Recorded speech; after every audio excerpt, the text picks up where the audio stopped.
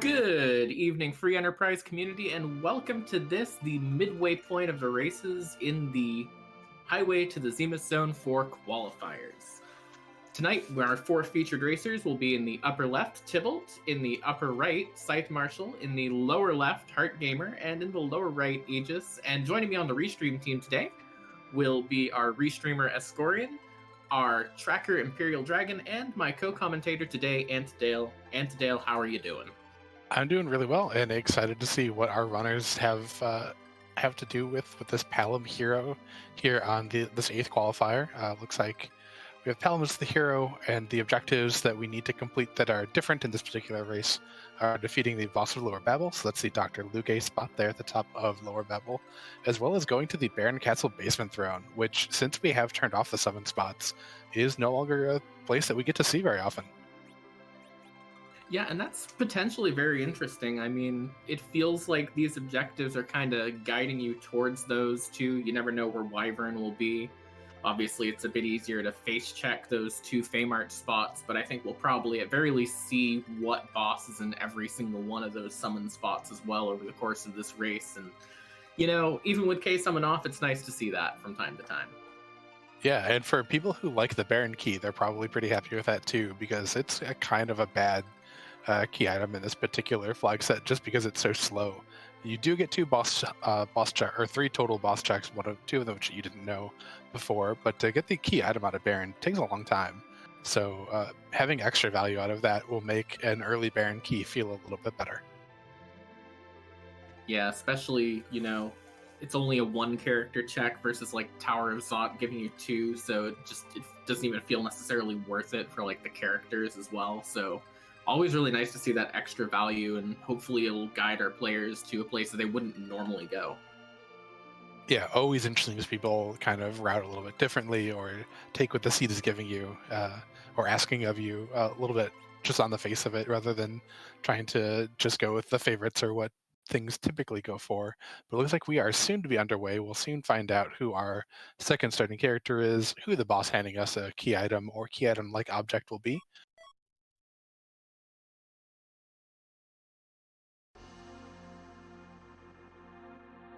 Well, how do you feel about bards? I don't know how I feel about bards with a darkness crystal start, because I feel like if you're gonna start with Palom Edward, which is not really gonna be great until at least they get through a few fights and get that Palom some levels for his level 2 spells. You want to be able to check that darkness crystal, but you don't necessarily want to. Although they could just go up and get a third character as well, so that might actually help them quite a bit. Yeah, I would feel pretty strongly inclined to turn in that darkness crystal, get into the lunar whale, see if I can maybe pick up an edge up there in the dais there, and also see who my boss is that is at Cave Bahamut, because our runners do have that as objective as well. That's one of our set objectives here in Highway to Zemus Zone 4. And indeed, 3 of the 4 runners are heading straight there. Aegis is doing the more traditional loot route, picking up some boxes. Sir Summon's nice to see. Yeah, and I think watching Aegis doing this early looting and wondering if she'll end up going to Mysidia and up into the moon afterwards, or if she'll take a more traditional route, is one of the big questions that's on my mind going into this, the 8th out of our 15 qualifier races. Is at this point, how comfortable do you feel maybe taking decisions that you don't think everyone else will play? Like if Aegis thinks that everyone else is going to go to the moon, you know, is it worth just taking that gamble that the moon might not actually be worth going to right now and just hoping to gain an advantage from that? Yeah, we had a recent race with 5 Edwards overall in the seed, so if that's just another Eddie up there in the dais, no big loss for putting that off for quite a while. Yeah, and it also looks like she might give us a look at who's in this Kaipo bed too, which is very, very good information to have. That I feel like if you've already got your third character, you might not be as tempted to care who's at that Sand Ruby spot right away, and you might not necessarily be tempted by the shops here, since the Kaipo shop's not great usually, although it's pretty okay-ish this time. Yeah, I'm definitely pretty jazzed to see that, to at least know that the Ogrex is there. It's a pretty solid one-handed weapon for Kane, Cecil, and Sid. And seeing that Thunderclaw too, those did get a price bump as well as a tier jump in the 4.4 patch, because they're just that good against certain bosses and make some stuff very, very easy. But it looks like we do have a Lunarian type character there up on the dais.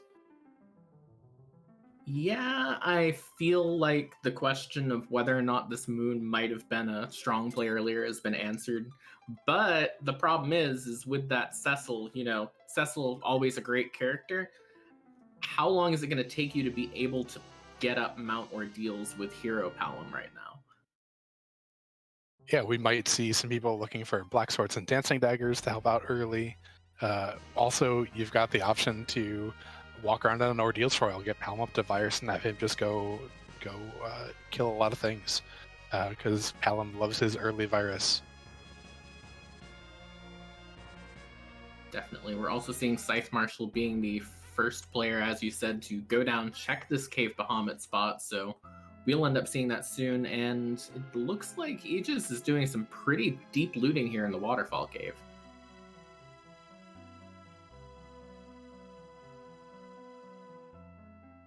Well, that's a Golbez. That's a Golbez in a flag set that does not like you to have things like Star Veils to deal with a Golbez, so I get a strong feeling we won't see this again until it's absolutely necessary. Yeah, there's the reduced experience in a spot that already doesn't give you a whole lot. The magic power isn't great here, though, so that Golbez isn't... And actually, additionally, the magic power isn't great, so that Golbez isn't going to do a lot of the work himself like he can do in the Asura spot or some of the other high magic locations in Free Enterprise. So you're definitely looking to kind of hold off on that, make sure you have some good damage to get that over with quickly, because, as you said, there's no Star Veils available in Chops. We have the S no J flag turned on, so there's no items from the Japanese version of the game available in Chops at all. So there's no Bacchus wine, there's no hourglasses, there's no sirens. It's the plain stuff that we all probably played with as kids. Yeah, and I think that's added a lot of real power to looting in this flag set too. Like, we saw you just going quite deep in the waterfall cave. I've seen people going places that I almost forgot existed entirely, looking for treasure chests in these races, and it's been really interesting to see, because if you find just that one like Star Veil, even just one siren can be game changing if you use it at the right time. Yeah, we've definitely seen people even use a siren in order to summon centipedes outside of Kokol's shop, because you can steal silkwebs from them, and silkwebs are in pretty high demand in this flag set since we have that Sea Hero on, and it's gonna mess with your agility plans pretty often. It's that silkweb gets a lot more utility at Zeromus. Now, here's another question that sort of has crossed my mind watching some discussions going on in chat here. How much does Palom being the hero affect his value, given that you can't really slingshot your hero character in a seed? Does it make it to the point where you might not be as tempted to take him all the way up to his really, really strong spells? Like, you might settle for just tier 3 elemental spells, or does it just still kind of play out to where you just still want to go all the way on him?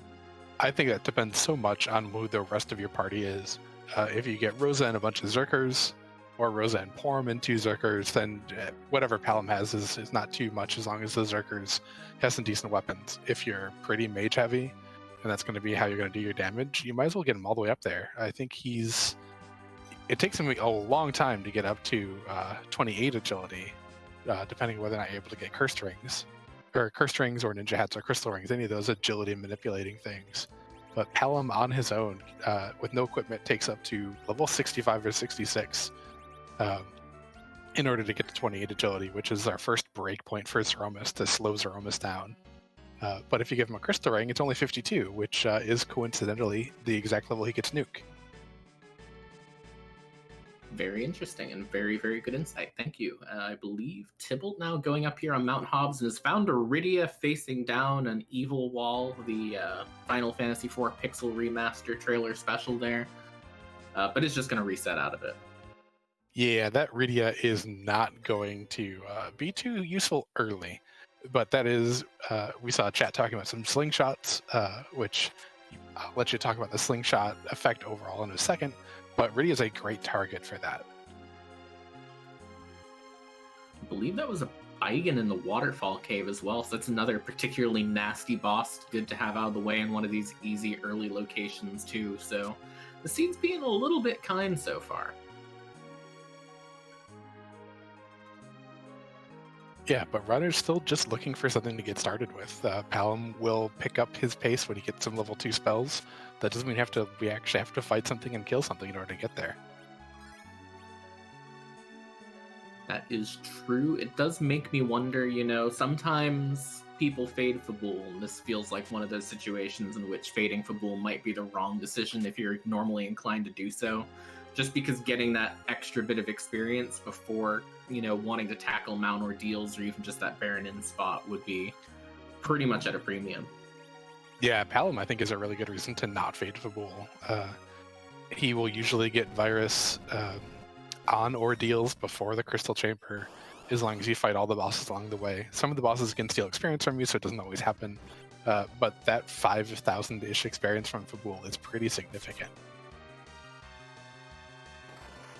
Yeah, definitely. And, you know, there's no guarantee that anything particularly strong will be on Mount Ordeals 2. We could just be theorizing, and then you get up there and, hey, there's Mom and Dad, King and Queen Evelyn just chilling in the mirror room, not actually worrying about whether or not you have the power to get through it.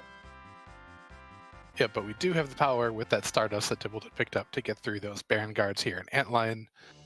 Don't always love using the J item quite so early, but definitely better to use it and get some value out of it than not.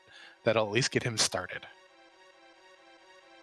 Well, there's an Asura summon for it, which, I mean, if you don't find another white mage, if you want to try rolling the dice with an Asura Iridia, at least you have the setup for it.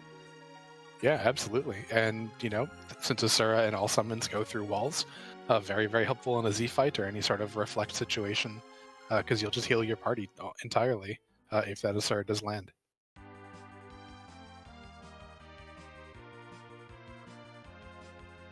Definitely, and it looks like we're pretty much just seeing Heartgamer being the first player to actually take this fight on Mount Hobbs. Has that Rydia sitting there in the back row. The question I'm wondering is, well, now Rydia's been knocked down, was she going to let that Rydia live through that fight? And it seems like she's just going to reset out of it at this point. Yeah, I think overall that's a pretty wise decision. That Evil Wall was not doing a whole lot of damage. Or the party was not doing a whole lot of damage to that Evil Wall. That is a spot where it is technically possible for Evil Wall to kill itself. It will take most of the time, and you're probably going to have to kill off some of your own party members too to make sure that Evil Wall does do all the punches to itself. But that could be a strategy for that location too. Yeah, and I gotta think with that slingshot effect, you know, where you get that double XP for your low-level characters in your party, why do you really necessarily want that Rydia right now if you're planning on taking that Rydia long-term, too? Yeah. You can just come back later and just bop the Evil Wall once and pick her up when you're ready. Heartgamer picking up a Black Sword, though, in Baron Inn. That's a very nice pickup for that Dark Knight's Hustle. It's his best weapon. Gives him some extra to stats, he'll do noticeably more damage. Definitely something this party needed, was just a little extra oomph. Definitely. Unfortunately, the downside from that is she did see that there is a second Cecil in the Baron in spot as well, and with the See No Dupes flag on for this tournament, that just basically means that you're only doing that for the key item. So that's value that spot a little bit. I'm wondering if she's going to try and get through it. CPU at that first spot is kind of nice because it will have very, very little HP, but we'll see what people end up doing because it all comes down to what's lurking in that second slot. Yeah, I don't think this party is going to handle almost anything in that second slot except maybe King Queen Evelyn. Definitely. We're just really looking. We haven't really found a huge spike in power either. Then there's like the secondary question of, you know, if you have the Black Sword on Cecil and you've not found any other Cecil weapons, how much do you want to upgrade that Cecil right away as opposed to trying to use that little tiny bit of a power spike you have going on to get through everything else first? Yeah, I think that's where some of the shopping that maybe Tybalt's doing or that Aegis did earlier comes into play. Aegis does know that there is an Ograx available, which is a fine enough weapon for Cecil. Also does get you a little bit of advantage against the Mad Ogres there in the Castle Eblin trap chests, which do have a pretty good chance for some really nice gear. So that is a possible play. And we do have Heartgamer digging into Castle Eblin, hoping to not trigger some of those trap chests with this party quite yet. Absolutely. And on the other corner, we've also seen Scythe Marshal being the first to get through that evil wall fight is rewarded with Iridia and a Gaia drum. Arguably, at the moment at least, until you do a level grind, that Gaia drum being the bigger reward of the two. So Yeah, be very happy with that. I agree. That is definitely the upfront big winner there. Not to mention the XP that you got on Palom. Those are the two things that are helping you out the most. We do also get a check on the front of Hobbs because we do get a random summon. It can't be Leviathan, it can't be Bahamut, but it can be a number of good things.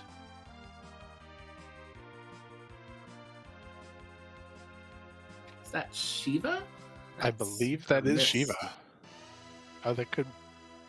yeah, it is Shiva. Mist Dragon would actually would look like the ice attacking the ice. I mean, that's a pretty good early start, at least. It's something that will get that Rydia going once she has enough MP to cast it. Unfortunately, the getting to the MP to cast it part is going to be the real big problem there. Yep, possibly solvable by that Soma drop, but I think it's a little early to use it on Iridia.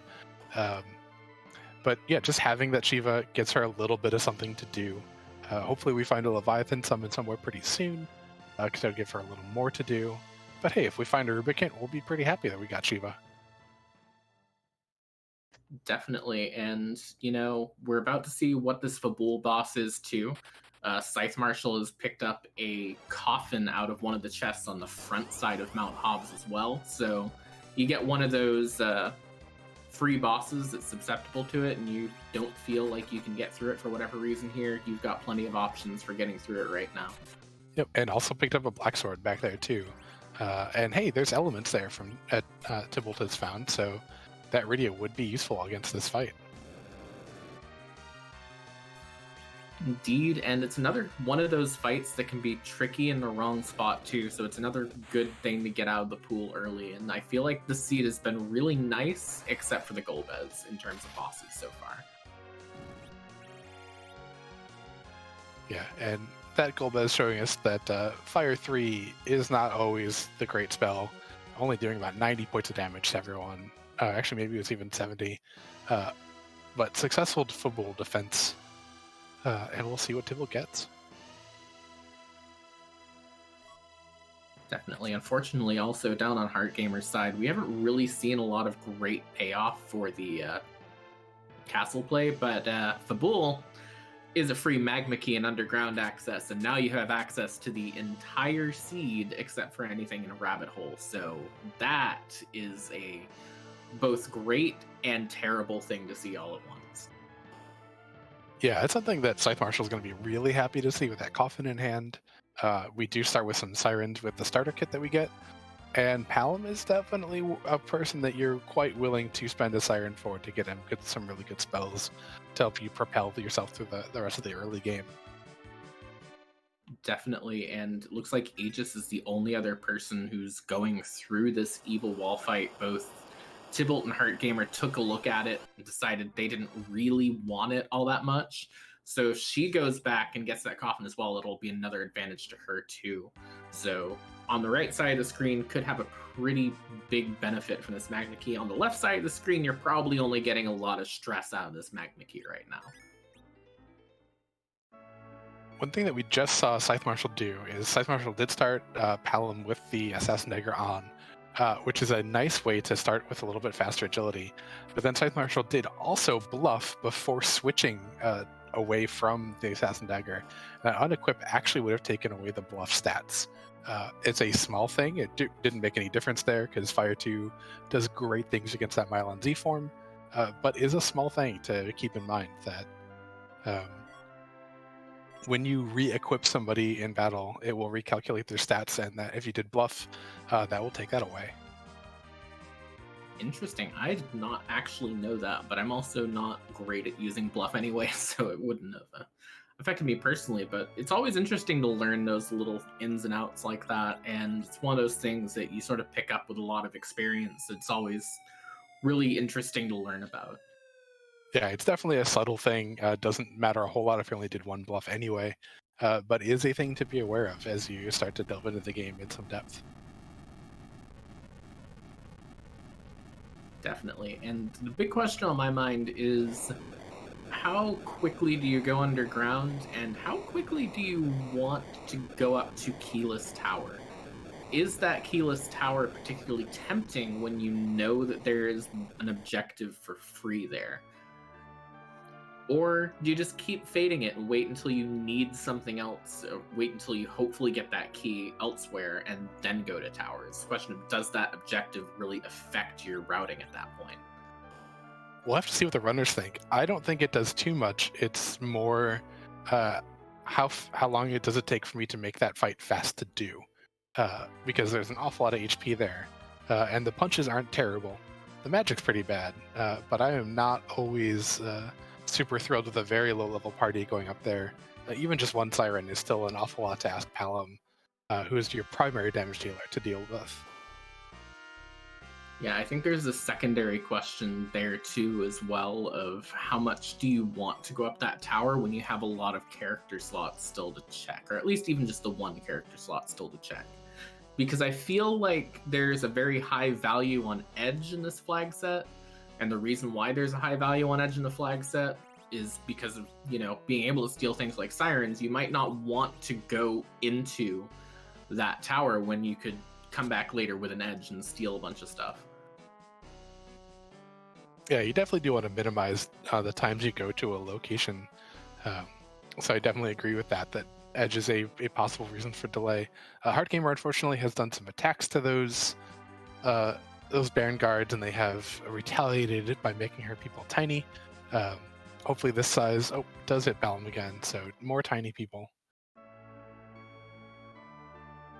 Yeah, she'll get through it. It's just a little bit rough so far. Tybalt now looking like he's going to head into Tomra, and we're going to get that job dwarf check. And also, real quick, up on Scythe Marshal's side, I saw a poison axe in a shop somewhere on his end. So that advantage of knowing where the ogre axe is on Aegis' side might have just gotten sort of removed there a little bit. I would still much rather have an ogre axe than a poison axe, but more importantly, Scythe Marshal picked up a rune axe in a chest somewhere, so doesn't have to spend any money. Looks like has maybe gotten enough stuff that Scythe Marshal is looking to warp out of here, save, and then not run into... Yeah, it looks like Scythe Marshal wants to continue to loot, but wanted to save before actually doing that, because it had picked up enough good stuff that Scythe Marshal didn't want to have to re-loot. A pretty heads-up play. I normally would just take the opportunity to stop looting if I feel like I've pushed my luck enough, but we will see Scythe Marshal if this pays off. Definitely, and well, he hasn't found the trap chest yet, so definitely still paying off. Maybe this one. Yep, there it is. Yeah, we were down to 3 chests and one of them had to be trapped, so the odds were suddenly not very good. But we'll only have to re-loot 3 things rather than the entire dungeon, so a bit of a time save there.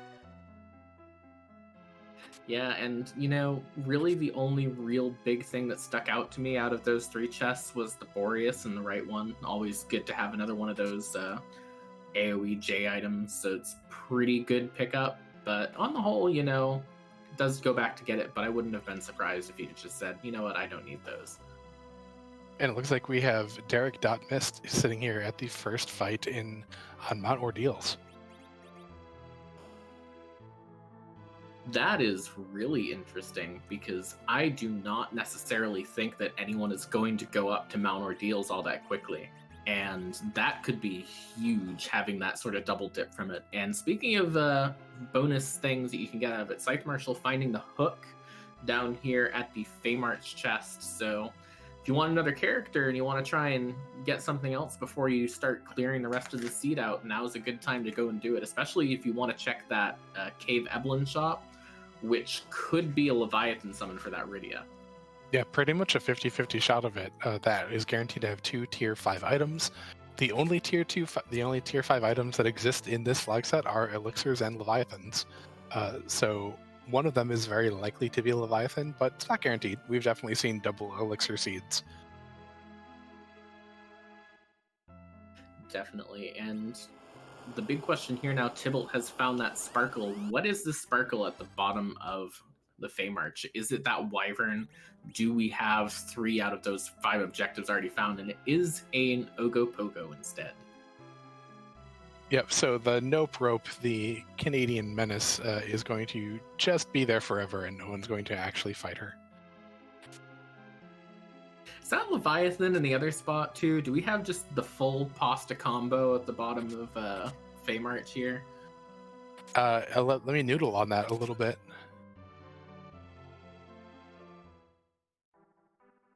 I can't believe that. I'm like struggling to think of another great pun here, and it's just not coming to my brain right now. Yeah, sometimes you just string yourself along with those puns. Yeah, I mean, it's just my brain's all tangled up just trying to think of one, and at this point in time, my chance to catch the wave is already over. And it looks like Tybalt has parked his airship over here on the peninsula looking for the, where you would fight those eggs. So it looks like he is going to take one of those eggs right now and boost that Palom up quite a bit. Yeah, it looks like we did run into someone learning that when you're in the elements fight, the first 3 phases absorb any element pretty much that's cast on them that is not the element that they're weak to. So we saw Ice 2 go after Mylon Z, and Mylon Z is actually going to absorb it. He would also absorb lightning, but will take damage from fire. Just like Rubicant will absorb other things that are not ice, that are castable elements. And meanwhile, Aegis still climbing her way up. Mount Ordeals here has found a Pain Man in the second slot, so that's another potentially nasty in the wrong spot option out of the way. And I believe we're about to see who is in the solo boss fight, as it looks like Tybalt has not quite gotten that egg down. No, Tybalt did not stop the egg. I don't know if he has stopped or not. It looks like he's trying to do some Black Sword strats to get the swoon proc to go off on the egg, which is really hard to time because you don't have any indication of when the egg just acted, and I think they're actually kind of quick, especially for this party level. So it's going to be pretty hard to time it to get the Black Sword. Where Scythe Marshal does have that coffin. Maybe Scythe Marshal will notice the coffin is there, but does use just stop on Palom to save the coffin for later use. Yep, and down on Aegis' side, at the top of Mount Ordeals, finding an Antlion, which feels like a pretty good enemy to find if you're going to be a Palom who's going to be not triggering that counter constantly. It's doing quite a bit of damage, so that's a little bit rough. And it is a Sand Ruby as a reward, so that is kind of a question of how important is this fight right now, when Aegis, especially with that Sand Ruby, knows that she can just go and grab a Sid now.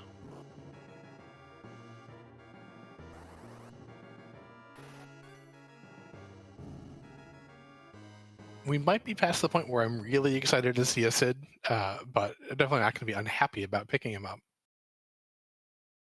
Especially when we know that there is an axe in the same town where we would get the Sid. Definitely, and I think a secondary point on that too is it's another one of those great examples of how Sea Hero kind of has affected a lot of the character considerations here too. Because when you think of what people were using Sid before in other flag sets, it was mostly as an anchor, and here Palom is your anchor. You don't have a choice, so maybe he's sort of lost a little bit of his shine there from that too. But the other reason to go pick it up, I think, in her case too, is she has that demist down that was up here on Mount Ordeals. She's heading over that way anyways. You might as well. Yeah, and Sid definitely runs with the party. He's still got a lot of HP. So he's still pretty useful for that, but we're still not at a point where we have tons and tons of it. So if Sid can soak up a couple of hits from some enemies, that is a really good factor in any particular party quite yet.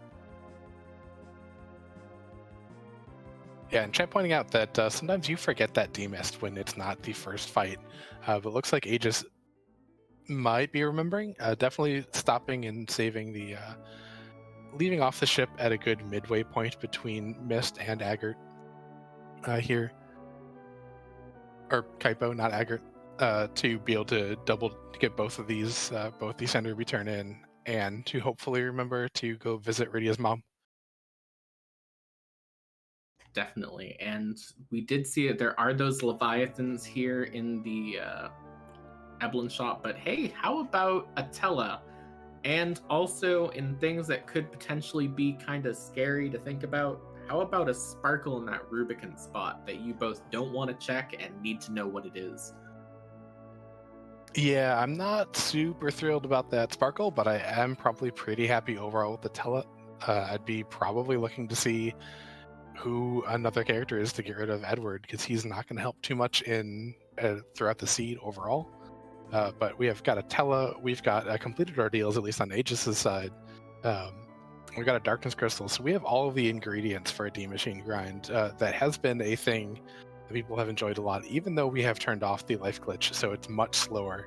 It's still some really solid, really available experience in a flag set where it's still kind of hard to come by all the experience that you would want sometimes. Definitely. And the other question I have is, with these axes available to you, is it possible that you might want to even consider a Mac Giant grind as well at some point in time, or is D Machine just always going to be strictly better in this case? I would think D Machine's going to be better pretty much every time. You get more experience per kill. And so even though you're not doubling it, it's still each one is better. They're both really manageable fights, but for the Mac Giant grind, unless Cecil has like Zeus gauntlets, you're probably casting a lot of blinks as well to keep everybody up. So the time commitment for each of them is about the same per kill. So don't really love a Mac Giant grind when I have weak available to me. And down on Aegis's side, how would you like to continue with the everything in the early part of the game special and get an edge for getting the package from the D-Mist that you killed on Mount Ordeals? Well, we've seen a Thunderclaw, we've seen Ninja Swords, we've seen the Ninja Swords for sale, we've seen a Full Moon. Edge is a really happy pickup. I am probably almost always thinking through this package cutscene for Edge at 29 minutes. Definitely. And also, you know, there's always that little tiny bit of a tactical advantage too. Like, say you have the Wyvern just hiding on this package spot. If no one else goes for the package, there's a free objective for you. And you also know that you're never going to have to go back and check that upper battle spot to know whether or not that's Wyvern. Yeah, absolutely. It does save you a little bit of worry too by actually checking this package. It's early enough that you are definitely interested in this character. And that the little bit of time for that cutscene is not too bad. Now, I'm sure Aegis would have loved, in a perfect world, to have done the D-Mist check first, because then you just end up in Kaipo anyway, but it's one of those things you just can't know. Yeah, definitely. I'm interested in seeing who the boss is here. You know, if you can get another good boss out of the pool too, that's another great thing to know, that you're not going to run headlong into something particularly terrifying later on down the line. And on top of that too, I mean, I feel like if I'm looking at everyone's party setup, you were mentioning, you know, you're looking for someone to get rid of that Edward. You're maybe considering going Berserkers. You could probably pull off a Berserker strat with the Edge, the Sid, and the Cecil. Use the Tella for level grind, and then Palom is there. Yeah, you could spend the time to go into Castle Evelyn and fight those mad ogres where you can steal Bacchus wine from. So there's definitely that option too. Normally, in other flag sets, you'd be buying those Bacchus wines or relying on some white mage. Team doesn't have a whole lot of white mages that you can trust for it. Scythe Marshal just bring in the Leviathan pain on poor D-Mist. Yeah, that is doing quite a bit of work for him at this point in time. Nice 2600 hit. That's going to carry through pretty much everything early on. But the question is when you get that package, if you check that package and you see that Edge, you see that Sid in the bed, are you really interested in keeping Rydia at that point? Because I think we can probably assume that everyone's going to wave goodbye to this Edward. The real question mark to me is, are they going to wave goodbye to that Rydia too? I think with all the Assur summons that we've seen, and if you are willing to take a little bit of a gamble and just say, we still have to find at least one more key item for sure. For all of the boss spots we have available to us, we still need the Baron key or both halves of Forge. Those are guaranteed. We still need them. So Rydia is very interesting as a white mage 2/3 of the time for healing with that Azura summon, and get enough levels, she'll be fine in the Z fight. Definitely very good points as well, and I believe this flag set has C-Buy off, right? Correct. You could go pick people back up in the tower, wishes. Yeah, so it is possible, you know, with that bit of an early level advantage that Edge has, if you really wanted to, it won't be great, but you could always do a little bit of a level grind and then go back and pick up the Edge afterwards. I guess it depends on what level grind you want to do too. You know, in the case of having an Edge, do you really need the Tela anymore is another good question. Yeah, you can start thinking about ditching the Tela because you could just steal Sirens. That starts to be more effective when you get up to 10 key items because the cost of stealing all those Sirens in terms of time gets a lot less. But it's going to depend so much on how far people want to go with their levels, what the seed is offering them, who wants to take an early level grind and wants to do it later. There's so many options available to runners. It's going to be interesting to see what this whole field of about 60 runners does overall. We're only seeing these 4, and we'll only know the results of these 4 until the seed is entirely done. But there's a lot of options available to the runners and a lot of interesting choices they can be making. Definitely. I love seeds like this where you're constantly having to make these sort of difficult choices because I feel like there really is no obvious answer to this. I feel like if there is an obvious answer to any one person, that answer is probably incorrect to someone else too. So it'll be really interesting to see the difference here as Aegis is continuing this overworld focused way through and is going to be the first to take on this Baron Inslot. Yeah, I think the Edge gives you a really good reason to just take this fight. Edge will pretty much can solo the second spot on his own. Palom has gotten enough to be helpful. Even Rydia will do a little bit of help, and he's got enough HP overall so that Sid can tank a hit or two, Edge can tank a hit or two. I think it's a good call here, while Aegis is continuing to fade that Magma Key that we know is at Ordeals. Definitely. It's very, very bold and very, very interesting strategy. And, you know, Dark Imps here isn't a pretty good prize. It's a pretty easy fight to get through. So we'll end up seeing what's at this Baron Inslot. It's going to be not useful as a character, but it could be something very, very interesting. Yeah, it really helps the Edges in this party to be fast and be very attacky, because we saw those Dark Imps take out Rydia in one shot, take out half of Edge's health in one shot. They're very punchy, but just the fact that Edge is fast and is swooning them, so helpful. Definitely. I think, only Dragoon gloves, which not the worst prize. I mean, they're pretty good gloves, but they're not a key item, so it's kind of a zonk here for that. But at least she has it out of the way, and really all that's left for her at this point in time is to go underground, so she'll end up with that hook pretty soon anyways. Yeah, and Heart Gamer showing us that Shield 1 does have an Adamant Rock, so one key item away, very likely from Go Mode. We still don't know where Wyvern is. We do have access to Cave Bahamut. We do have access to the boss of Lower Babel. Wyvern somewhere, and there aren't that many places for Wyvern to be hiding at this point. Yeah, it kind of becomes a question of where do you want to go for it? Do you want to just try and like take on some of those moon spots at some point in time? Yeah, and are you good enough and fast enough to clear a bunch of spots here on the blue planet to increase your key item count before you commit to a grind in your party? Which is another one of those factors that we were talking about earlier of just how many options are available to runners for what they might want to do. Looks like Scythe Marshal also likely taking this Edge. Sitting through at least as much of the cutscene, I would think you're going to stay all the way through. Definitely at this point, and I kind of think that as all of our runners hit that package, I'm not even sure if there will be one who doesn't want that edge at this point in time, because you're kind of lacking in good, powerful characters right now. You've got that Sid, you've got the Tella, who's got good utility, but he's not really there for the Z fight.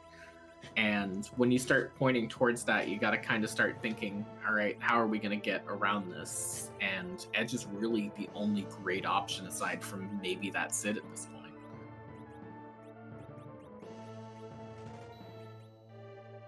Yeah, Tel's utility is almost never going to be in the Z fight. It'll be in the, oh cool, I can maybe set up a slingshot and get absolute tons of experience in a fairly straightforward fight for a couple of my party members, and then they become that power at Z, and Tella just helped out a lot.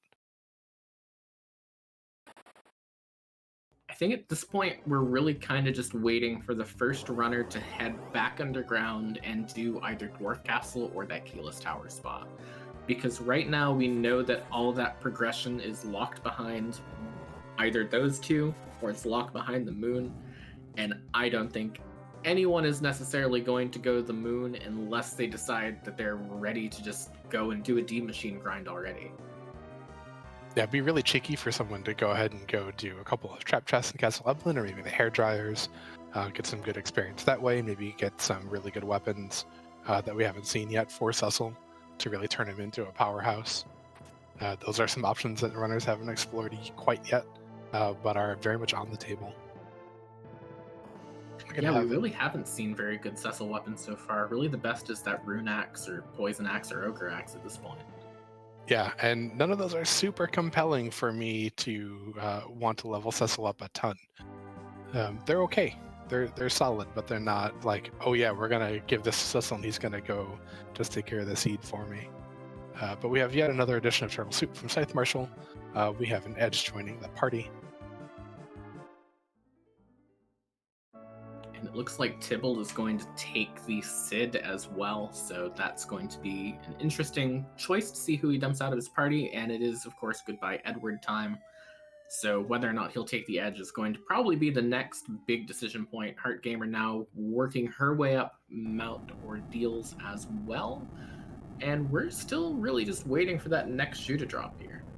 Yeah, we're almost 40 minutes in, and no runners completed an objective. We've had the top of Lower Babel available to us for about 20 minutes or so overall, at least in terms of knowledge here on the restream. So I wonder if some of the runners are maybe feeling a little bit of nervousness at just not going and doing any of that. Maybe someone's going to push for it. I think it's a really difficult question because, as you mentioned, there are 60 people in this race. And at this point in time, I think it's got to depend a little bit on how you're doing in the tournament so far. Like, we have that unofficial leaderboard, which is not entirely accurate, but you pretty much know where you are relative to everyone else. I think that you might be more tempted to take that risk if you're a bit further down those standings and if you're a bit further up where you kind of just need to just keep playing your way in. So it might be interesting to see if any of our runners who are feeling the pressure of the tournament itself might be more likely to take that kind of risk of, hey, I'm going to go down and just try and get through this keyless tower at this point really early. Yeah, I mean, that Leviathan that we saw at the hook at the Cave Evelyn shop might give you enough power with the Siren that we know people have to start with, and you get Palom Quake and you have Rydia with Leviathan, and you're probably going to take that out pretty quickly. I do want to note that the settings aren't unofficial in the sense that they're wrong. They're unofficial in the sense that they're interim because just the way the tournament is structured, in order for anyone to fully qualify and have their actual times count, they do have to have 4 races. And there's a whole lot of people who have, between 1 and 3 races who knows when they're going to get their 4th one in to make sure that we don't have to recalculate scores at all. So it's not that they're wrong, it's just that they are currently incomplete because it's impossible for them to be complete. Absolutely. And I think really we've got another yellow dragon on the field down on Aegis' side. This might get a little bit sketchy here, especially with that Rydia down and Rydia and Palom. Well, I guess Palom's going to get XP anyways, but you really want that Rydia up for that fight. Yeah, and it looks like on Scythe Marshal's side, we've weaked that egg. We have just 3 characters up. It looks like we're setting up a slingshot if possible. I would not be surprised to see Scythe Marshal get into a D-Machine grind pretty shortly. I think that's real interesting. What do you do at this point in time? Are you willing to just leave them on the ground until you get to the point? Because it's going to take a few more levels to set up that slingshot on Rydia. She's sitting at 22. The median level in that party is 24. I believe you need the 5-level difference in order to get that slingshot activated. That Rydia needs to stay down a little bit longer. Aegis once again getting a yellow dragon to show up from that egg, which you don't want, but does kill it. We'll be collecting 34,000 experience and pass and go. Absolutely, and we'll see what she ends up buying with the $200 when she inevitably goes back to a shop at this point in time. As everyone knows, $200 is worth more than gil, but not every shop takes it. Please look forward to this in a future Wacky Flag. Please go drop that in the feedback and ideas channel soon. To catch up with a couple things chat has asked or wondered about, Cybom DSP has asked if the reaction XP is going to, or the reaction grind is going to be part of this tournament. It's probably a little unlikely. If you really need levels on some characters, you kind of want to get your person who's going to cast Lit 1 to be going very, very quickly and to get it off before the enemies get any attacks in. So it's one of those, like, it could very well happen, but I don't think it's terribly likely to. We also have Oscar424 asking who the hero is. It is Palom, our very favorite Quake kid. And there was one other question that I think gets scrolled off. I'm trying to remember where it was. That would have been Dreiselizer asking, would it be good for Scythe to try the trap chests in here? And what do you think about that, Enth? I'm honestly not entirely sure. I think if we're talking about the trap chests in which spot are we talking about the trap chests in? Lower Babel? Yeah, I think it was Lower Babel where Scythe Marshal was. I think if you're opening trap chests in Lower Babel right now, you're doing it because you want to steal more sirens as well.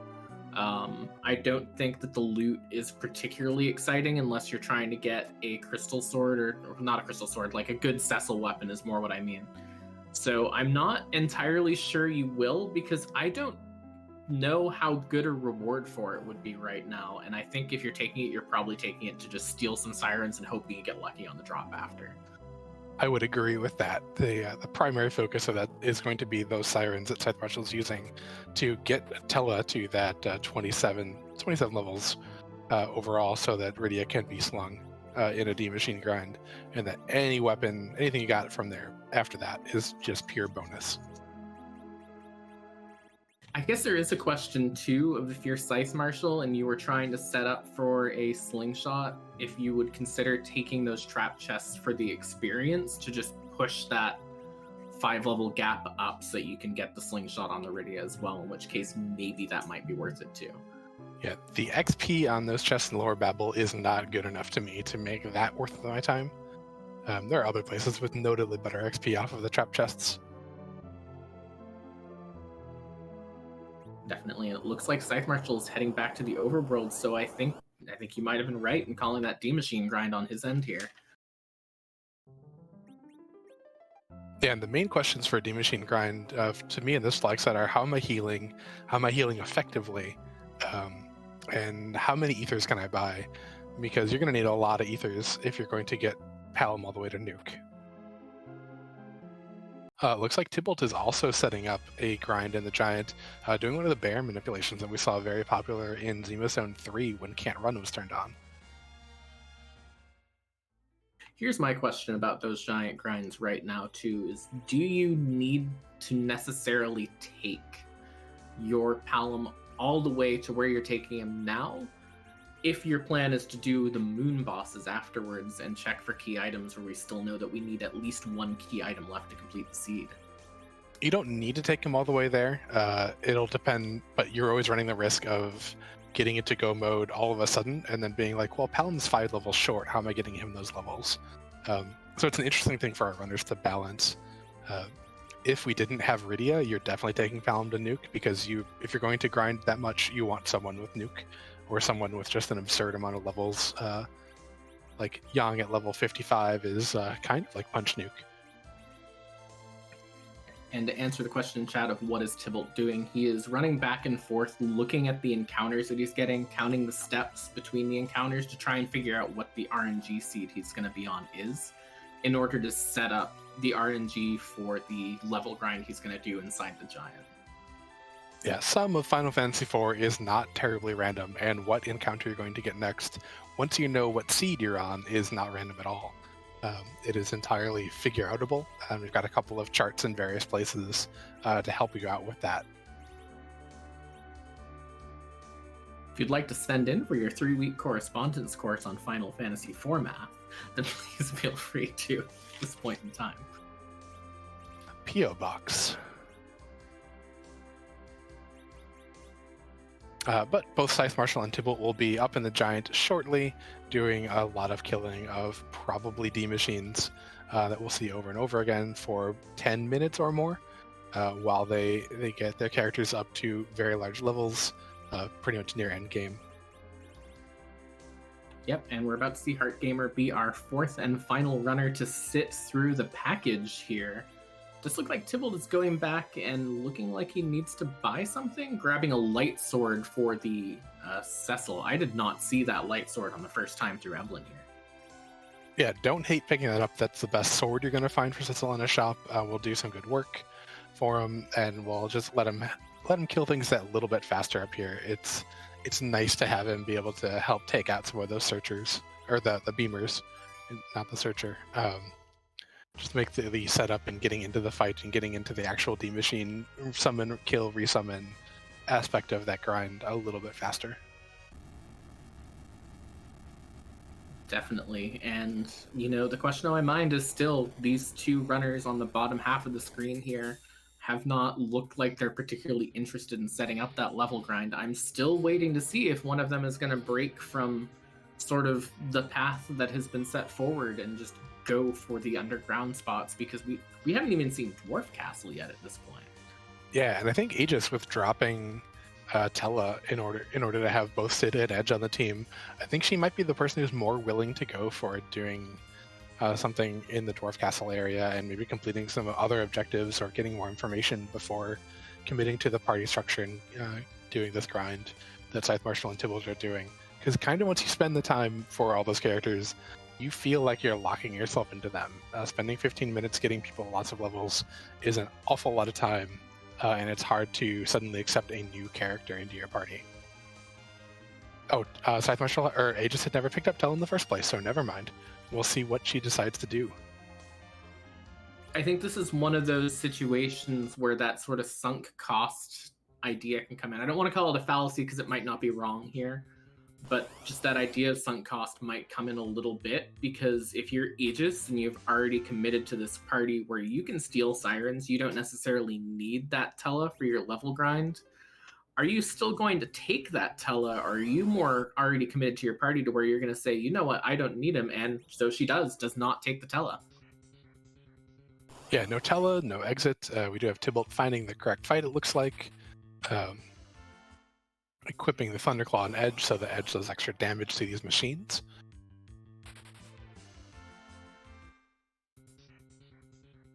Absolutely, and it looks like Aegis is also going to head further up the giant. Is she going to be the first person to try and push through and see what is at that sparkle spot? And if that sparkle spot is Wyvern, that has given her a huge advantage in this case. Yeah, that's definitely a huge knowledge advantage. We'll see how it plays out for the rest of the seed too. But we'll find out in maybe 5 minutes or so, because we do still have to get through the King-Queen spot. Definitely. I think this is sort of a double good play too as a risk, because you're also going to get eyes on what that lower Babel boss is. You now know if it's really easy, you can just go through and instantly take that down and possibly just get objective 2 right away as well.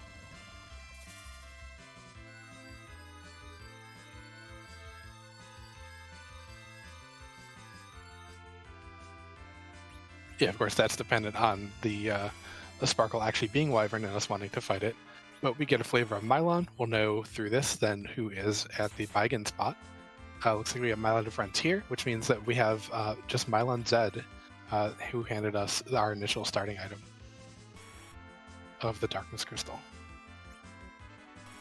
Yeah, I feel like this is the better Mylon to find at the king and queen upland spot too, so that's a pretty good prize if you're just going to push through and check here. Yeah, absolutely. These lit ones aren't going to do that much damage, and so Mylon's not going to punch terribly much, or Mylon's Zed would hurt a decent bit with those punches.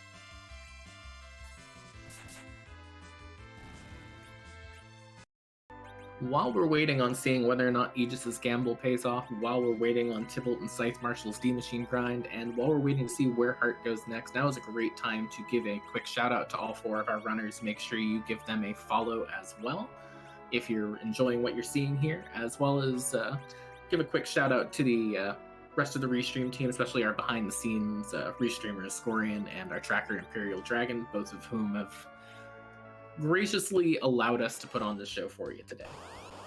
Yep, doing all the good, hard behind-the-scenes work to help with on this show. And hey, that's our Wyvern. That is huge. I love this play right now, that she came up here and checked the Wyvern that I don't think anyone... I mean, I don't want to say I don't think anyone, because there's like 60 other racers, but what an absolute brilliant gamble right here. Yeah, it's an unattractive check to take all this time to walk down, have to fight through another boss in order to hope that it's Wyvern. Because if you're wrong, you're spending 3 minutes or longer on the walk and the fight, probably more like 5 overall, just to reset back out. So it's a great gamble. Yeah, and I think that sort of plays back into what we were talking about earlier with how, you know, if you're a bit further back in the standings, you might want to take a gamble like this. Aegis is currently sitting outside of that top 64. So she's taken this gamble, and it is huge. And also, Fatal is a pretty good prize to have just land on the Sid here. Yeah, Sid also got nuked, so I don't know if Fatal actually hit anybody. To be honest, I looked up at something else for a moment and wasn't entirely sure and just assumed that Fatal hits it. Yeah, the magic power here isn't great, so Wyvern's not getting a ton of rolls. So if Wyvern had initially... it targets him with a little bit of magic resistance and magic evade, it's quite possible that they had dodged that Fatal. But we need to get some people lifed up so that those nukes, which are pretty much going to one-shot anybody, don't take out this entire team. So this is a little bit of a rough fight. It's great information, but I'm not sure if Aegis is going to be able to get through this fight right now. Yep, and answer a quick question from chat. The life glitch is not on in this flag set, so you can't. So just in this case, they're just going to take double the time on the D-Machine grind here.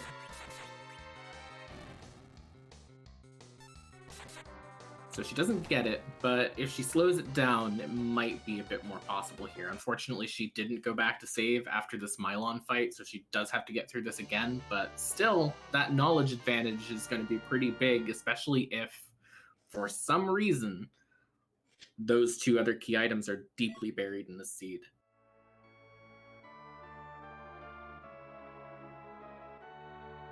Yeah, because we would have to have our other runners find... Well, we do still need... yeah, we'd have to have the other runners find both Legend Sword and the Baron Key in order to get the crystal here, since we do need 4 of 5. So Aegis has knocked out requiring one of those. Always depends on what the key item layout is. If the Baron Key yields Legend Sword, well, no loss for anyone else. But that's kind of unlikely most of the time. There are just so many places to be that it's a little unlikely for the single key item check-in Baron to also pay out with that terminal key item in the Legend Sword. Yeah, and I think that's kind of just the big question mark that's going to be hanging over, because I feel if you're Tybalt and Scythe Marshal, you're committing to this grind, you're committing to where you're going from here. You're pretty much committing to not making a wild checkup the bottom of lower Babel to try, or upper Babel to try and find the Wyvern.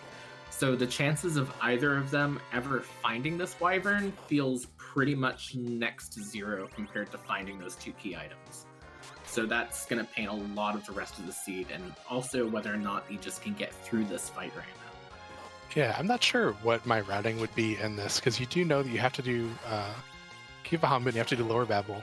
When you do Lower Babel, you are very likely to see that sparkle again, and Aegis and Stipult and Scythe Marshal will absolutely go through this Wyvern very, very quickly, where Aegis is having a little bit of trouble with it.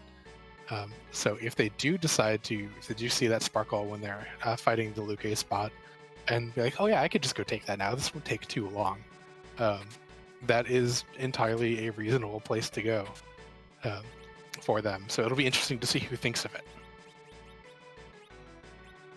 A Heart Gamer, though, does get onto the other side of Hobbs, has picked up a Rydia. I assume that Heart had not had that Rydia before, since it's unusual to actually use chests when you're not in the area picking up that character. Yeah, definitely. And I think she's sort of the big question mark at this point, too. If you're sort of at this point in time thinking that the kind of narrative this is forming just naturally is sort of what's going to pay off Aegis's gamble versus the other two, Heart Gamer could make the same gamble when she goes down and checks that Cave Eblin area, too. She could at some point in time decide to go and check that. So that's another big question mark, and that could be a way for her to catch up some of this time, because she is running a little bit behind right now.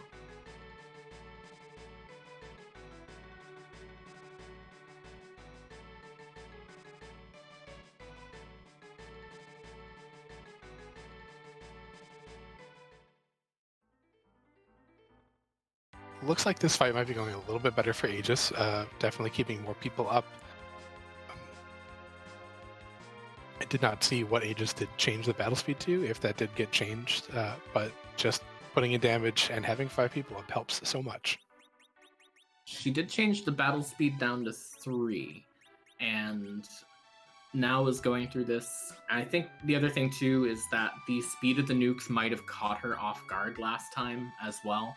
And she might have thought, oh, I have a little bit longer to throw a life potion, and didn't have it. And now that she knows that she needs to stay 100% on top of it, it's probably going to be a bit easier for her to do that as well. Yeah, absolutely.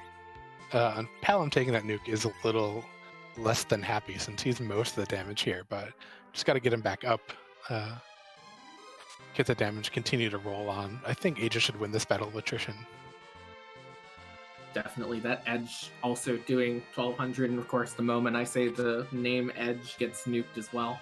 So sorry about that. Commentator's curse. You can blame me for that one.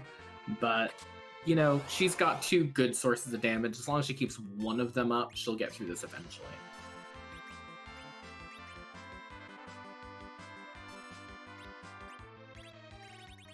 Throwing everything at it, though, 300 damage Stardust just to get through this fight, because this is really critical for her to get through this fight right now. Yeah, and Rydia does not want to use her summons, because even though the opening cast of Mega Nuke has been replaced by the Witchburn Flag, any other ones that a summon would trigger are still going to be Mega Nuke. So avoiding casting any summons with Rydia to not eat those counter nukes. And since we don't have enough Star Veils to really last us the rest of the seed, a good idea to not kind of use them there. Yeah, and doubly so when you know that you have that Golbez in the Cave Bahamut spot, and those Star Veils are going to make that fight a lot easier. So it's kind of like doubly bad to want to use the Star Veils here, but that could be another emergency thing. If this fight starts going sideways, she could just use the Star Veil and potentially get through it that way. Oh, absolutely. That is definitely a possibility. Meanwhile, Heart has knocked off everybody except Edge here in this alert. And Edge is just dealing with the Sirens. That is a good heads-up play in order to make sure that you don't have a lot of turns that are taken up by you just passing someone else's turn. Sir does not trigger Mega Nuke, because Sir is not doing anything harmful to Wyvern. It's not an attack on Wyvern, it's just a heal for your party.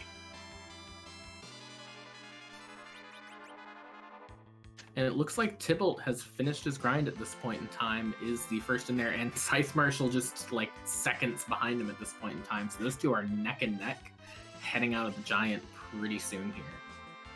Yeah, it looks like about 400,000 I saw for Scythe Marshal, so not going to be a nuke on Palom. I saw like 40 some odd levels, I think that was for Cecil. There is nuke for Rydia, however. So one of those small children has all the power of a microwave.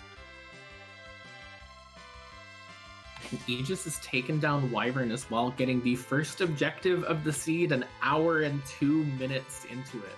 We'll see if she checks what this top of tower boss is here and what it could be, because that could paint the next thing. That looks like vanilla Dr. Luggage. Well, and we've got a Water Hag too up in the element spot. This is a free 100,000 experience for both Tybalt and Scythe Marshal, which will definitely help that Palom out, who, at least for Scythe Marshal, is short. And looking at the HP on Tybalt's Palom, he's also a little bit short of Nuke too.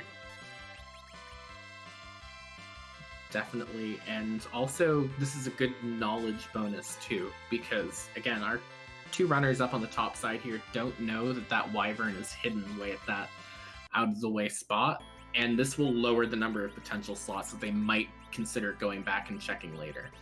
I mean, it's not likely they would have gone back to the Giant over checking the, there's a Sparkle at the Rubicant spot, but it is at least something. Now, it's a really good heads-up play to check that spot real fast, see who it is, see that it's Water Hag, who is pretty much free, take that fight, probably go back and save, and then check the CPU spot, just because why would you want to hand away the 100,000 experience? And if CPU is no good, just reset.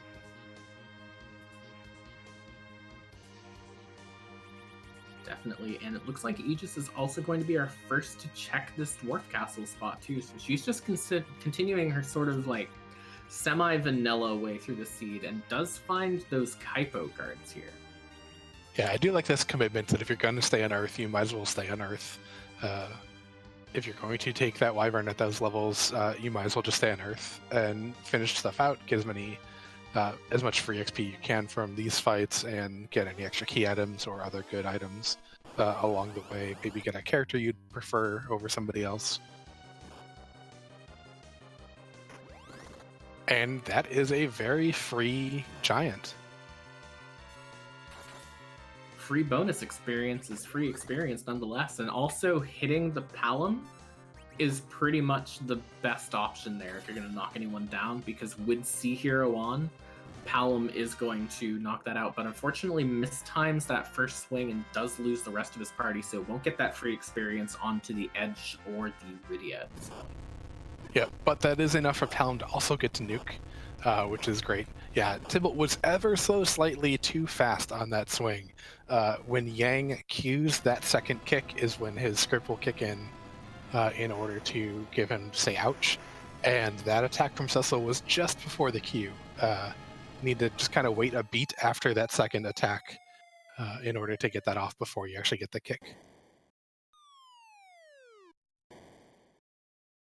Absolutely, I think we're about to see that on the other side, but throwing the nuke onto Yang here, guess Nover was going to take Yang in the seed based off of that, but looking like he's actually going to just do most of the damage here, but maybe waiting for someone to get knocked down that he doesn't want to get XP on at this point, or just waiting for Cecil to swing. There we go. Yeah, or maybe uncertain about where exactly that trigger is. If you don't do this often and you rush it a little bit, and suddenly you're off, and then you're just doubting all of your memories. But both Tybalt and Scythe Marshal getting a cool extra 250,000 experience out of that Giant. Definitely something you are very happy to see. Definitely, and down on Aegis' side, finding that Odin at the Golbez spot, but also finding our first actual white mage of the seed, and she has taken a Porum. Still having not done her level grind yet, that will be a good source of Berserk for her very Berserk happy party. Yeah, and plus just having someone who can actually cast Gear 4, so you can actually rely on getting healing when you want it, if that character is at least still alive, is a really nice bonus, and not to be underestimated. Definitely, and what is here at Dwarf Castle, what is around Luca's neck is going to be pivotal too. It is a pink tail, so unfortunately only a good item, probably not a must turn in, and not progress, so not quite what you want to see there, but still, I mean, something nice is something nice. I am almost certainly going to turn that in. I've got Cecil on my party without a great weapon. I've got Edge, who I'm spending money on in order to get stuff. I would probably not be spending this money on anything, and would go turn that in and see if maybe I get a Masamune or a Crystal Sword or something. Since we can't get tier 7 or tier 8 items out of that pink tail. Definitely. The question on my mind, though, is do you go and turn that pink tail in fast, or do you just sit on it and hope you find a rat tail in the meantime? I think it's probably worth it enough to get Cecil. The gamble of getting Cecil Excalibur or Crystal Sword is probably worth the time to save outside of Dwarf Castle real fast, go check it and turn it in. If you hit, then great. If you don't, just reset back out. Not a whole lot of time lost. And I think you would earn the time back if it's a hit pretty well. Yeah, and I think another thing that's worth noting right now is we are starting to see Divergence up on the top half, Tybalt going back underground, going to grab that pink tail, Scythe Marshal going up for his first objective, but also with Heartgamer doing her level grind now, with Tybalt and Scythe Marshal having already finished hers, really Aegis is the only person positioned in this race to have taken that Porum for a white mage.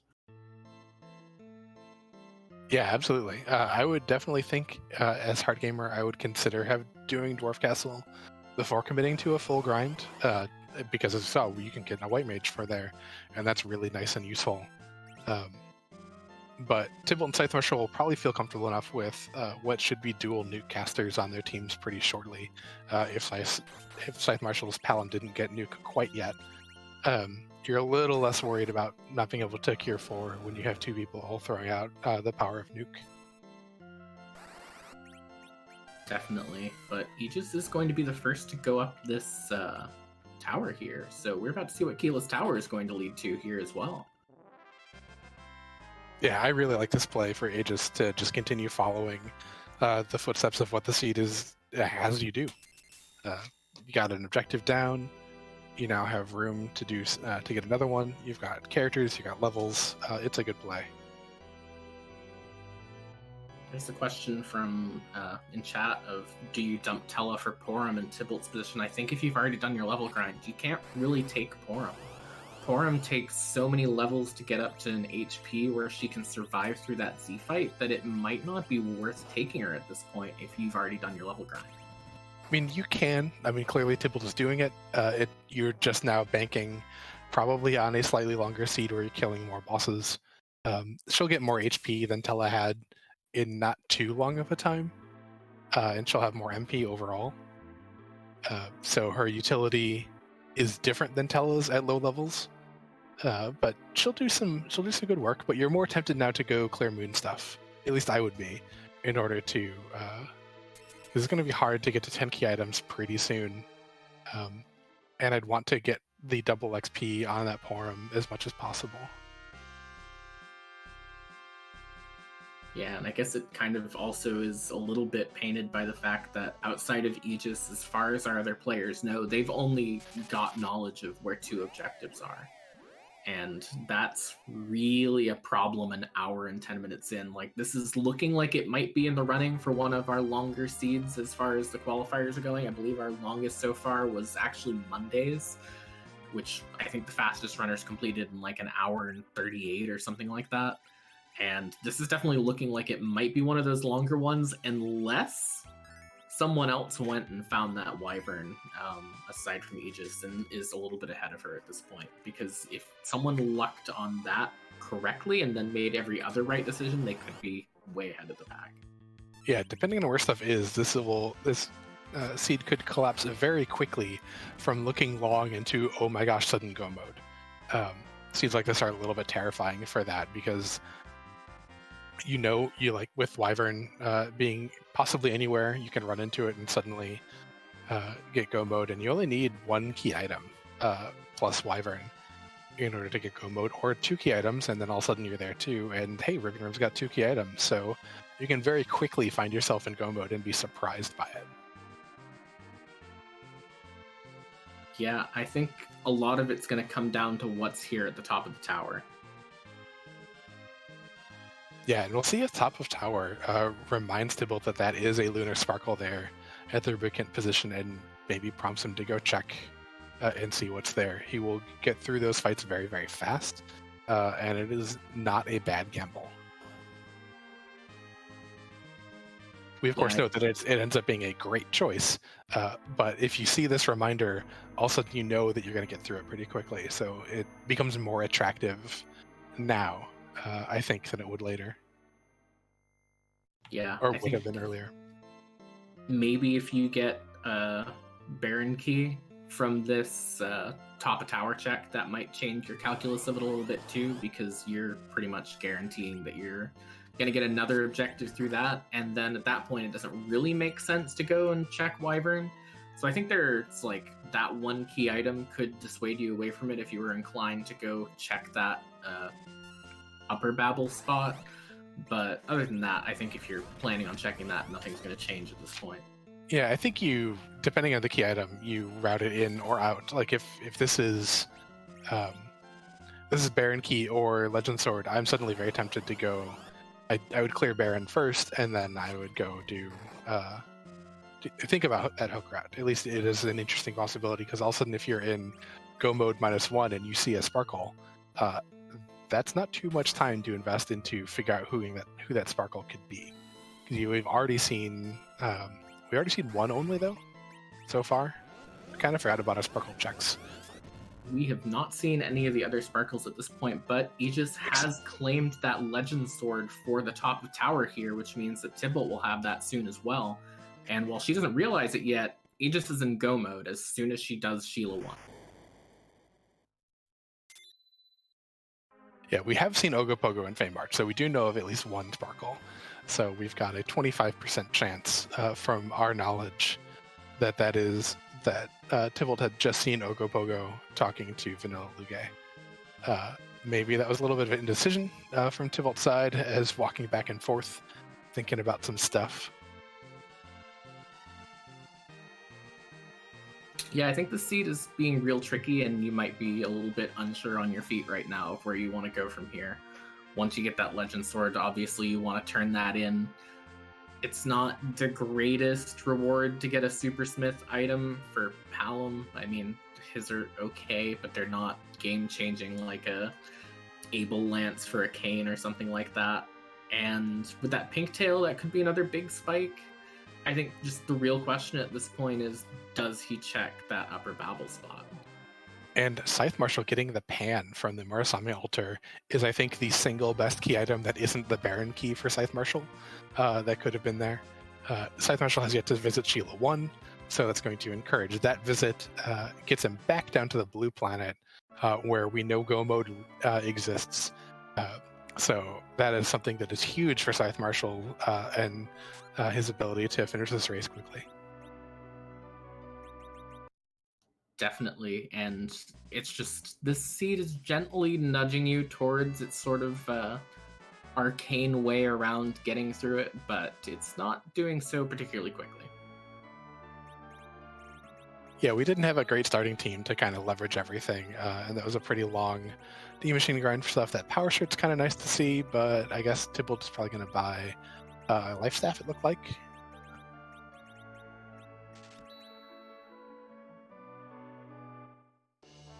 I believe so, and I believe there's only one Palom option for this Sea Hero, so we'll get that Asura Staff, which is really, it's kind of the same as a Stardust Rod, except it's got a little bit more battle power, and if you wanted to use it to cast white, you could, but that's about it. Yep, Palom also does get Triton's Dagger, which you can cast Flood with, which might end up being the best of the castable damage things. Since it is the multi-target version, you can do some pretty respectable damage with a Flood overall. But you're not unhappy to see it. A Stardust Rod's still a Stardust Rod. We didn't have a really good rod form anyway. Or if we did, we can now shift a rod that's not the Asura Rod over to Rydia. So overall, it does help out the party. I, of course, continue to think it's a little weird that Rydia doesn't get Asura's Rod. But, you know, game's gonna game, and I haven't played the advanced version, so I don't know what actually happens in that bit of story for where Palom would be getting that. Yeah, definitely. I mean, really, do you care that much about the power spike there when you already have Nuke 2? Like, would Flood really make that much of a difference, really, when a lot of those multi-target battles are out of the way and you've already done your grind? So I guess, really, neither of those weapons was going to be any better than just finding a Stardust Rod, but it does look like Tybalt is heading up Upper Babel and will find that Wyvern. Yeah, I think it's a good idea to, while you're here on the blue planet, to take the time to make this check when you are this check possibly away from go mode. If you were going to go chase the moon, you're going to spend a lot of time like going to the moon, fighting bosses, walking around. You know that this is at least a sparkle, so it is a pretty good chance, and it just gives you information either way. I am curious that Tybalt is bothering to open boxes, though. That'll definitely be something to ask about, unless he is looking for... Nope, just going to stone him. So I guess he's just kind of fishing for good loot, I would assume. Maybe he's just still a little bit worried about what he has for that. Maybe he just wants that little bit of XP to go onto that Porum as well, which it's not amazing XP out of the Mad Ogres, but every little drop counts at this point in time when you're just trying to get her as much HP as you can here. Yeah, I don't know that the 16,000 the Porum would get out of this is really worth the time. Overall, I'd much rather get her XP somewhere else than this particular fight. Because as we saw, it just took a long time for her to get that little bit of experience. Definitely, and with Scythe Marshal now finding that Legend Sword at the top of tower as well, he's going to be incentivized to go through that. What does he end up doing when he gets through that Sheila check? Because I think we're at the point where earlier, if you'd have said that Sheila 2 was a pan or was a Baron key, that would have been amazing. And we've now reached the point where if that Sheila 2 ends up being a Baron key, that might actually be the worst thing for Scythe Marshal. I'm actually not sure what the time commitment is going to be different between the two of them. The walk down here isn't super fast, but also the walk through Baron is also likewise not fast. I think it ends up being about value neutral, or close enough to it that I'm not going to think too hard about it. You would definitely feel like a brain genius for getting it, though, if it is the Baron key. And then we'll just have to see how the timing works out for the rest of it. I feel like it's a little bit one of those things where we know what the correct option is, but if you've already committed to getting that pan out of the moon, you kind of have to follow it through. Yeah, well, and Scythe Marshal, as far as we can tell, has not actually been to Sheila 1.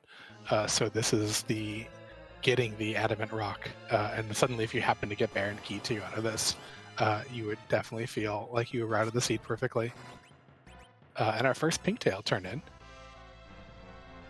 is a Moonveil, which is pleasant, but not the dream.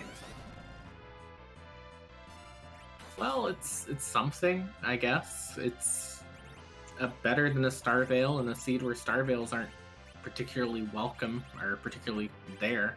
So that could be very helpful, especially if she wants to throw a Reflector 2 with the Starveil onto her team for that Golbez fight when she goes up to do it. Yeah, it's not a bad extra safety item. I think we have enough Starveils in general to handle it, so it's not the one you're super worried about. But you're never unhappy about getting that, though its wall lasts longer than a Starveil does. You get the barrier status out of it. That dwarf is absolutely showing you where to go. Unfortunately, Aegis is trailing behind the dwarf. That was the meanest dwarf I've ever seen in this shop. He really was just like, I'm going to show you where to go. And you're like, no, I know where the stairs are. And he's like, no, I insist, follow me. And then you don't want to just walk past him because you want to be polite here. And, well, speaking of Sheila 2, up on Scythe Marshal's end, there's a tower key, which I don't know if he'll go back to check or not. Yeah, and we'll see if Scythe Marshal does remember that sparkle's there. It's really easy to miss, even though you've now had 2 chances of seeing the lunar sparkle there at the top of Upper Babel, or the bottom of Upper Babel, however you want to phrase it. It's easy to not have it register that is a sparkle. Definitely. And also having to come back down here for Forge, that might incentivize Scythe Marshal to, while he's down here, just go back, check that super cannon room, and know that you don't have to come back at any point, especially with that still being part of that moon dive that he committed to earlier for that pan. Yeah, that would not feel bad as a runner to make that choice. And it does. The only thing you're left with on the blue planet, or at least in the underground of the blue planet, would then be the sealed cave. So you're kind of slowly whittling down what you have available to you that way. Definitely lots of choices. One of them will get you go mode. The others will eventually get you go mode, just maybe not as directly.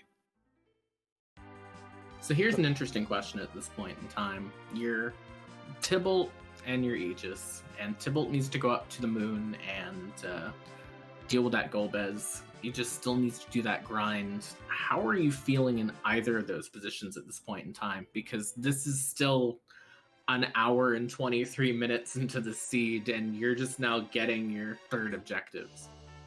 Yeah, anytime that you have kind of such a long grind to do, you're always really nervous of like, you're feeling pretty good that you didn't spend a lot of time doing stuff you didn't need to. But if you don't get Porum enough levels to where she's better than Tella at the Z fight, then Dwarf Castle was kind of a miss for you entirely. You wasted time there, so you're kind of doing all this calculation of how much time did I waste, and am I able to, where am I going to place because of time that I spent that other people didn't have to, which is always a terrifying bit of math to do.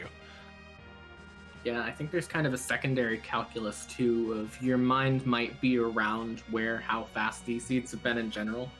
And for the most part, I looked at all the best times for the qualifier so far, like for each race before we went live, and it ranges right in this area right here, right around this hour and 20-minute mark.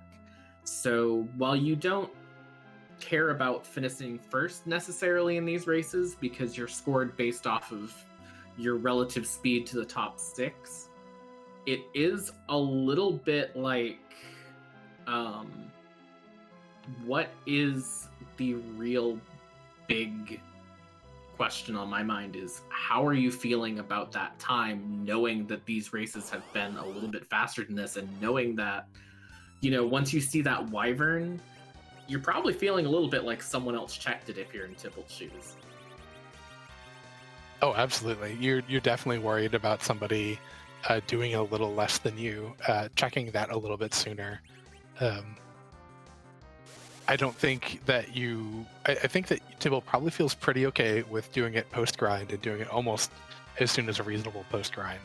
Because you grind and then you go finish the one thing you have to do on Earth, you get reminded of a sparkle, so you go check that. That pass is not bad for Scythe Marshal. You don't feel awful for getting it, but you're a little bit unhappy that probably you feel a lot of other opponents are not doing that. But Scythe Marshal, if he does remember to go check the hook route, doesn't have to go to the moon like ever again in this seed. So not awful. I think that's just the real question is, does he go down this hook route, and does that actually put him in a little bit of a lead almost if he sort of commits to that fairly quickly at this point in time? Because if he goes right up there right now and has that pass, I'm not entirely sure that he doesn't get into this Z fight a little tiny bit faster than Tybalt does, still needing to take down that Golbez and do that walk. But it's looking like he's not heading there right away, so it looks like he will still be a little bit behind that. I think it would have closed the gap a little bit between Tybalt and Scythe Marshal, but I don't think it would put Scythe Marshal ahead. If Scythe Marshal has remembered that there's a sparkle, though, that's seeing Pale Dim there at Mist Cave should help you, make you think that you probably want to go check that. But also much depends on whether you registered the sparkle at the Rubicon spot, which again, very, very easy to not do. Oh, he still hasn't done the Sparin in spot too, so he's still got these other fast overworld checks. That's going to be another little bit of a problem there. Yeah, there's definitely a lot of places that Scythe Marshal is checking very quickly to see if there's value, which is pretty reasonable. And it just also continue to makes me think that Scythe did not register who was there at the Rubicon spot the 2 times that you would have gone to check. Looks like Aegis might be done with the grind though. Going up to the moon is landing outside of Cave Bahamut. Probably get a nice nap and the whale to heal everybody up. Or maybe a nap outside the whale. Who knows where Aegis is going to nap. Those are a little bit uncomfy levels to me though. Yeah, it is possible that she's going to try and do a couple dragons down on the bottom floor here before going further. It wouldn't surprise me, but also it wouldn't surprise me if she thinks, okay, I've got Star Veils. I can probably get through that Golbez fight with these levels. Maybe it's a little bit of a risk, but again, you know, risks are kind of important right now. Yeah, but Tybalt does complete the 4th objective. Will not have to think about the Baron Basement Throne, getting that nice pretty ribbon from Golbez, as well as the crystal from the Hemingway delivery service, which is so good at finding you wherever you're at to hand you the crystal that you've just earned. I feel like if you're waiting for the Hemingway delivery service while you're on the moon, it's a little bit like, you know, when you have, you know where the Amazon facility is and you're just waiting for them to deliver it.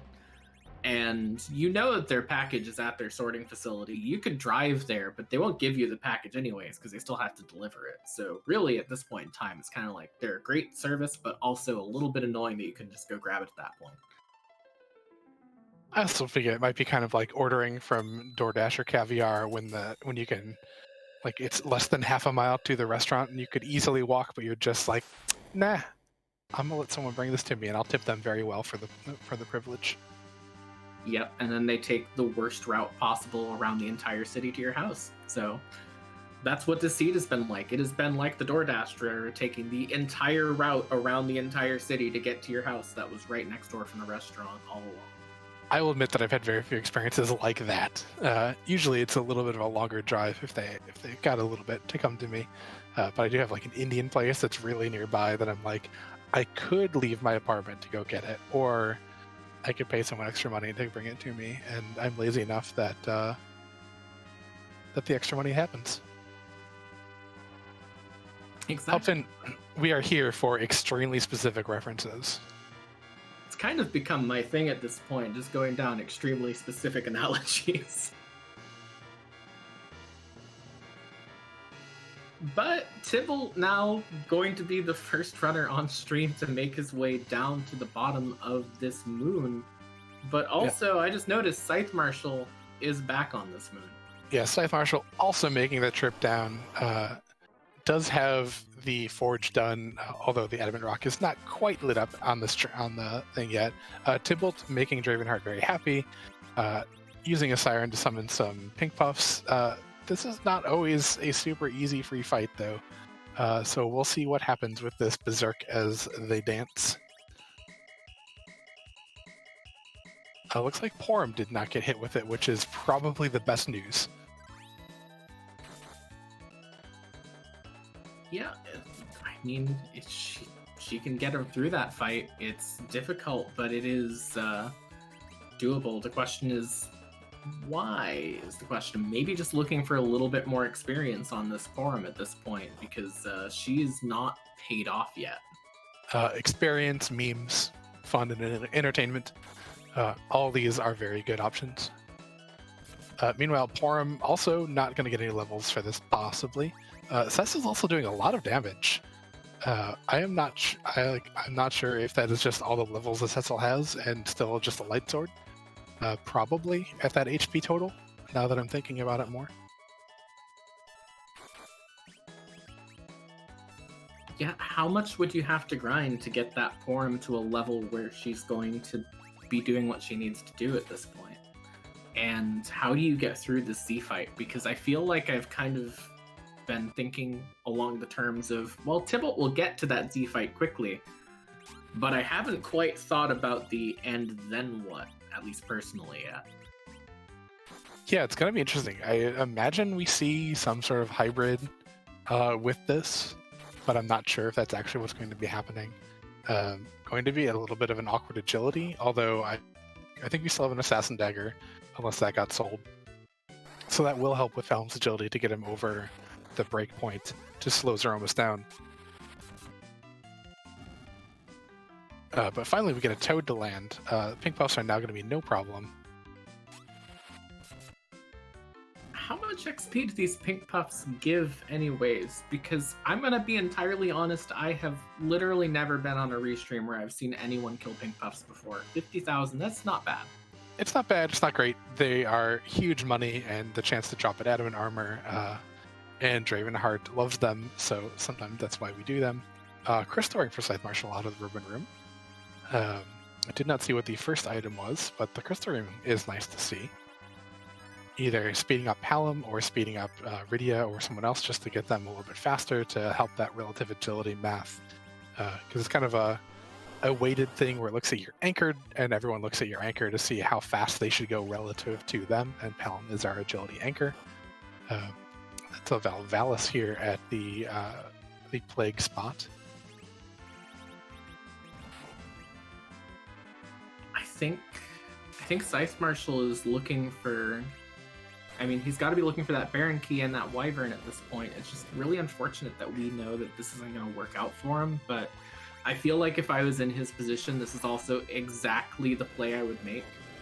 Also, Aegis is struggling a little bit on this Golbez fight. Like you'd mentioned, those levels not quite there, and does end up taking a wipe on it. That is not...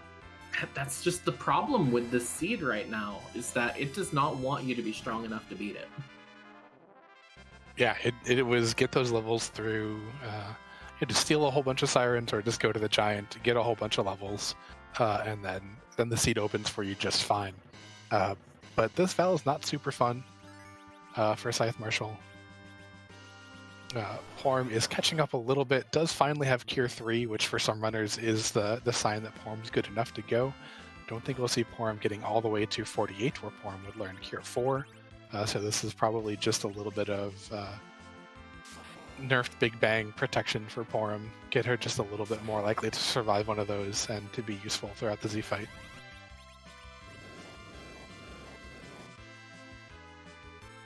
Yeah, I don't know. You take 2 more dragons, is that really going to be enough to make that big difference here in terms of health? Because at this point, you got to be thinking maybe just trying to get Porm to 1200, which is possible, but I'm not sure that this will get it, because Porm's, like, the entire problem with Porm is that her HP growth is incredibly slow, and that's the big concern to me at this point. Yeah, she is still getting double experience because she's the 5 levels behind, so that does help. But yeah, still not even 1100 HP. Tella was probably already there, or darn close to it from the grind. So still not convinced that you actually upgraded by taking Porm over Tella. Yeah, I think you're kind of at this point almost stuck using Rydia with Asura and just gambling on that final fight at this point. But not that's great. We do have a Baron Key for Scythe Marshal. The road was behind Valvalis for the alternate way to go mode. Scythe Marshal gonna exit out, gonna fight that Mylon Z that we do know is in the first spot in the Baron Castle, and then go take on who is ever at the Odin spot, and then we'll get to use that pass. And I think that's the big question, because this Z fight is very, very far from free. And speaking of the Z fight, we got the usual flags in chat and all that here. Yes, would you like to ask the question, Ed? I absolutely would like to ask the question, because we can't move Zeromus around. He's too strong, and honestly, at this point in time, this is definitely a make or break fight for every single one of our runners. It's going to be a real tense couple of moments, but we do randomize his appearance with over 500 different sprites created by Scala Kitty mostly, and also some from Boardface. So that leaves the big question: whose butt are we going to kick tonight? Whose butt do you want to see kicked? I forget the name of it, but I think it was Yeti Miss, the ski-free Yeti, which is my absolute favorite one, because that is the most terrifying thing you can possibly see behind this. I feel like that's saying that something is the most terrifying thing you can see behind this is a tricky proposition to rate. There are some true nightmare fuel Z sprites for various people. Anytime that gets mentioned, I think of Moon Miss. Yes, exactly. That one poor run that scarred Zoe with Moon Miss. I felt so sorry for her on that one. That moon is a thing to behold if you're in the wrong state of mind. There's another one that is I don't remember the name of it, but is definitely I don't want to have indigestion and go to bed having fought that just recently. That's not going to lead to nice dreams. It was Twin Harp. That was the other item that would have been picked up by Scythe Marshal that Aegis just did pick up at the ribbon room. But we get a little bit of Pokemiss. Yeah, I mean, that is... This was Mother 2, this was Earthbound, right? Like, right before Gigas. I don't remember that game well enough. I need to play through it again soon. It is definitely in that series. I believe it is actually from Earthbound. But yeah, definitely an Earthbound Mother reference in that series of games. But we got some nukes flying. One direct nuke. Looks like Palom and Pokemiss just trading nukes there. I think Palom got slightly the better of it. But that's a quick shake also. Yeah. I'm trying to remember, does the shake indicate how fast he's going? Because that could be a concern. Yeah, it's more, is Porum going to get a chance to heal, and does. Like, do we get a heal on that Palom who is named after you? And we do, because that would be pretty big if that Palom goes down. Because Palom and Rydia are going to be doing a lot of the damage here. But trying not to mention that the Palom was named after me, because I feel like I've really been underperforming in this seed a lot of these fights. But you're the hero, it's fine. You can perform however you want, it's your story. Exactly. It's like I mentioned, whether or not you want me, you're stuck with me for this seed anyway, so here we are. But Scythe Marshal defeats Rubicant, who I think had to have been the... Scythe Marshal defeating Rubicant, getting a Siren, and soon to be delivered a Crystal. So, Scythe Marshal is in go mode now. Scythe Marshal has a pass, so he'll be basically right at that Z fight within the span of like a couple minutes once he actually gets out of the room here. That does sort of leave this down to the Z fight too, and the concern that I have is you don't have good white mages on either side, I think. I think Scythe Marshal's a little bit better set up. If something happens on Tybalt's side, which is surely possible at this point, we're obviously hoping for the best, but you never know with these Z fights. This could swing right around very quickly. Yeah, Tybalt's doing some pretty decent damage. But yeah, bad Big Bang, a high roll to knock out Rydia, who is probably your best healing, because I assume Tybalt used one of the Asuras. So Rydia does know that summon spell. Yeah, there's a lot of risk here involved in most of the Z fights here in the Highway to the Zemus Zone 4, which is something that we were going for with the flag set. The Sea Hero does add a lot of risk and a lot of uncertainty to these Z fights, because it's not the stayed old, no cool, just get a really low level or curse string agility anchor and you're fine. You can't avoid having getting levels on your anchor. It's going to put many anchors at awkward spots. And speaking of awkward spots, that is a Big Bang into Meteo. But dodges. I was about to say, I think he's fine with the Cecil and also with the Asura coming out. I think he's got this at this point.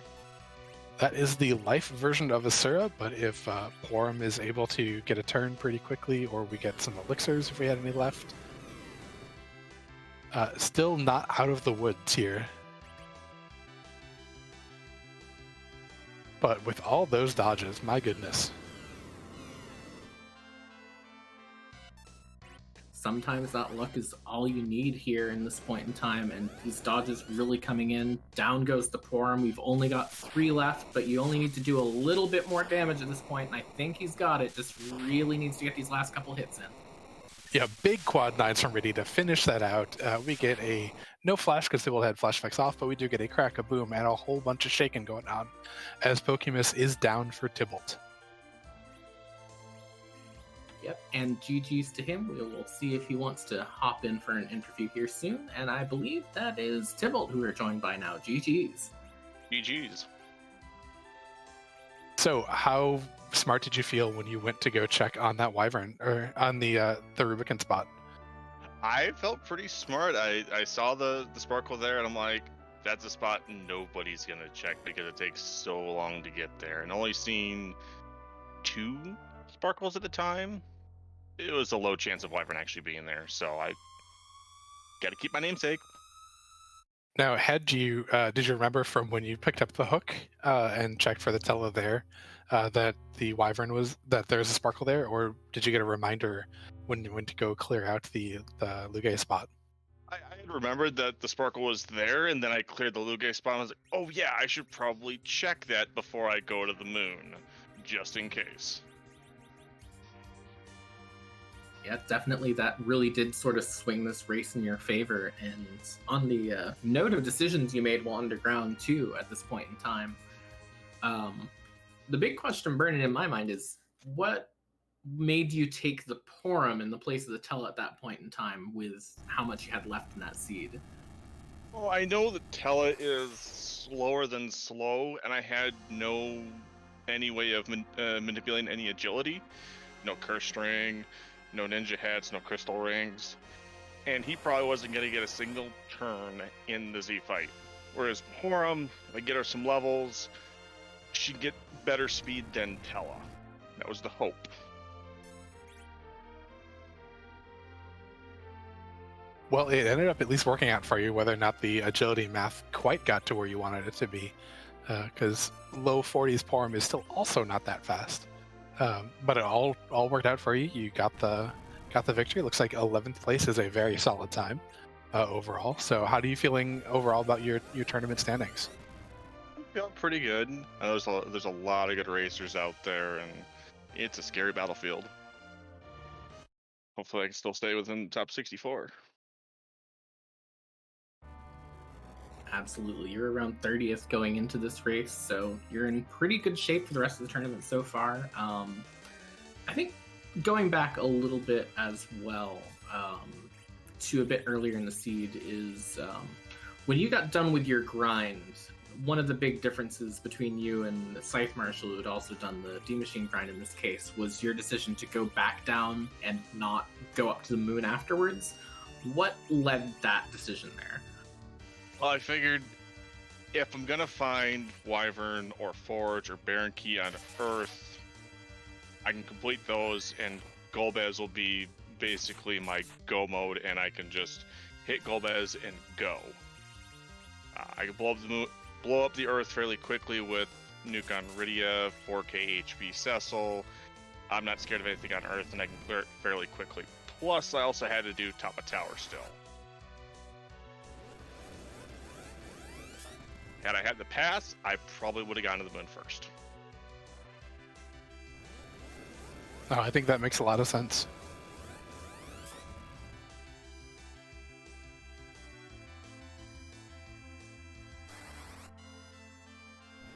Of course, my memory is failing me on other interesting things that happened in the seed. Were you tempted at all to leave that edge of the package, or were you just so thrilled to have another person who could deal some damage with that early team?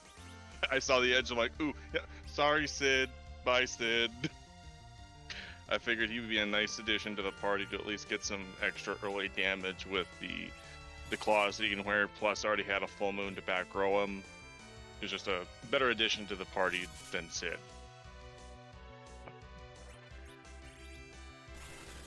So I wasn't too happy I wasn't able to get the swoon proc on the egg at the beginning.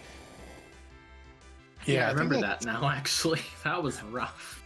Yeah, I think that's a really hard thing to actually get done with Hero, and I don't know the agility of the yellow dragons and eggs too well. I think you're in for a not super great time all the time with that. And that's why I gave it 2 chances, and like, can't get on a second time. I'm just gonna go, not waste much more time here. And how did you feel with that exceptionally free giant? Oh, that was I finished my grind. I was like, all right, let's check for Wyvern. Oh, this is free. Well, Palom doesn't have Nuke yet. Let's see if I can get him up to nuke. Oh look, another free fight. Okay. Moon's gonna be possibly more dangerous. The free fight's gone. Yeah, would that have tempted you to do a little bit more of an early moon dive, or were you a little bit tempted once you did get that free nuke on Palom from those? Because all of a sudden you have 2 nukers. Yeah, but the thing is not having a pass, and if I complete the moon and I get go mode on Earth, I have to go back up and make the walk of shame and do the whole transition of the moon. If I can reduce the amount of times of doing that, I'm for it.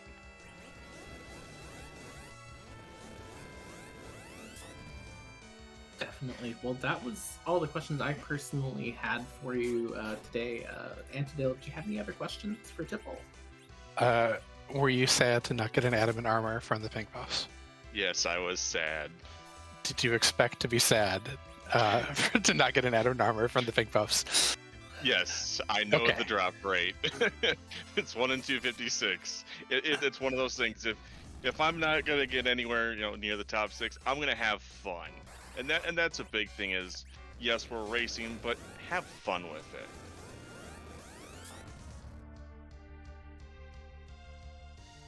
Absolutely. Did you have any other final thoughts for us today, Tibble? No, I do not, but I will say here that's about to be coming up on stream. I do end up doing music for everybody, so. Right on. Well, GG's. Good job on 11th place, and thank you for doing music, and thanks for letting us restream you this evening. Yeah, no problem. And thanks for the commentary, both Annadale and I know there's a lot of knowledge there, so maybe I can better improve myself by listening to the comms. Thanks for Esco for doing the restreaming, and Imperial Dragon for tracking. We couldn't do this show without you. All right. Well, thank you very much for joining us, and GG's once again. Thank you.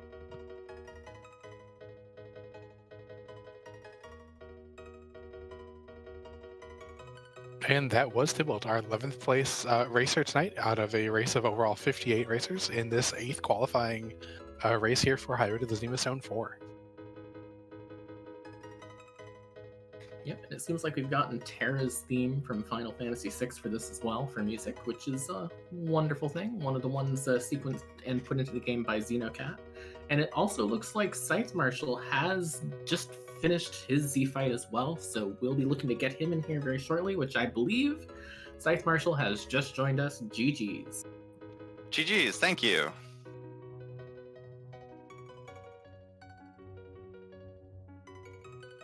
All right, so first important question.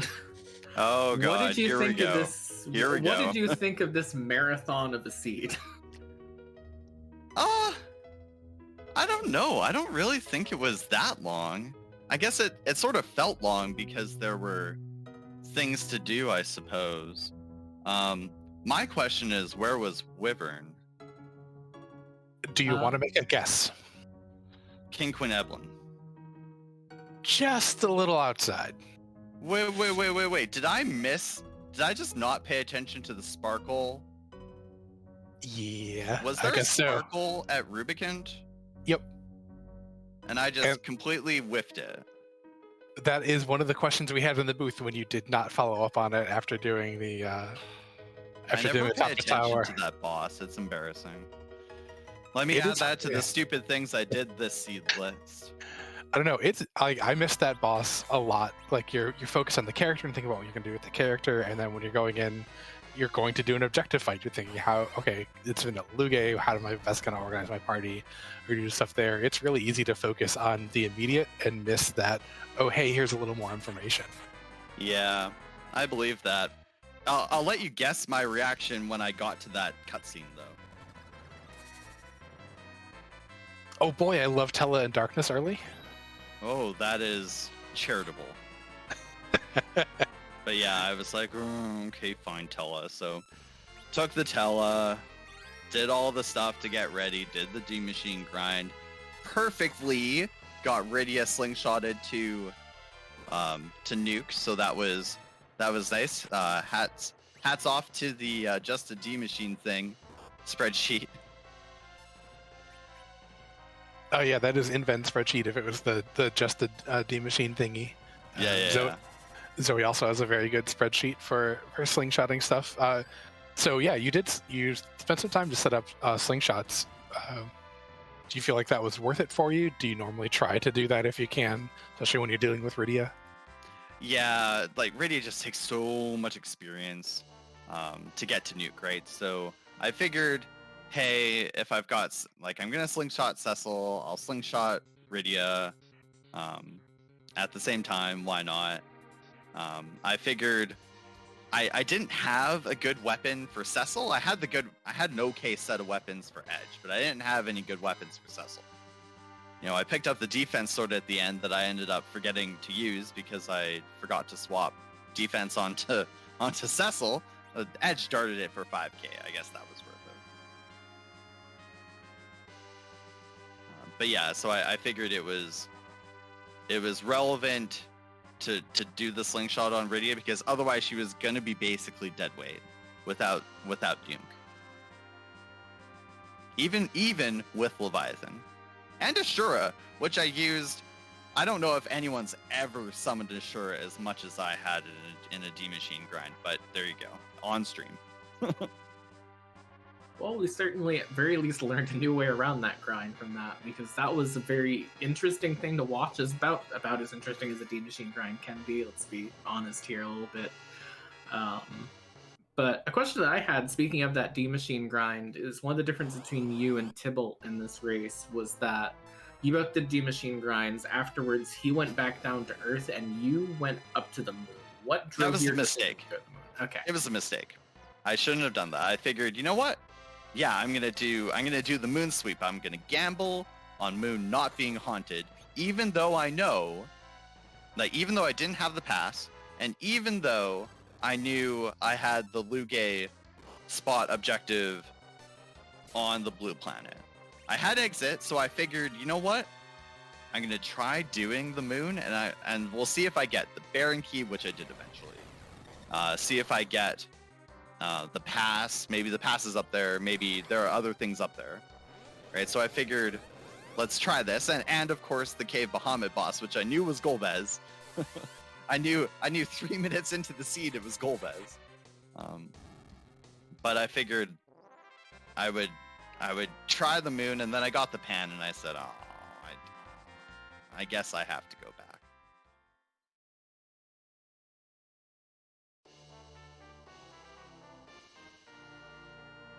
Yeah, we were wondering if that pan was going to send you back down to Earth, which it did, and if you were going to notice that sparkle, which unfortunately you didn't. But you did get the pass, which was a nice bonus for doing that entire chain. I'm sure that at least felt like you didn't waste all of your time doing it. It wasn't quite all of it, but I don't know. I'm looking at my timer, and it's I don't feel good, right? I calculate, I calculated my score, and the score turns out okay, given where I think the average of the top 6 is. So, like, I'm okay with that, but I just felt it was just so slow. Like, I went to the moon and back too many times. The routing on doing the Lugay spot before Sheila, that was wrong. Should have done Sheila first. Remember, check your freebies, and then check your objectives. Sometimes you don't, sometimes not in that order, but, I don't know. I think... Yeah, I mean, just Tower Key is the only thing that punishes you for the route that you took from Sheila 2, so I don't,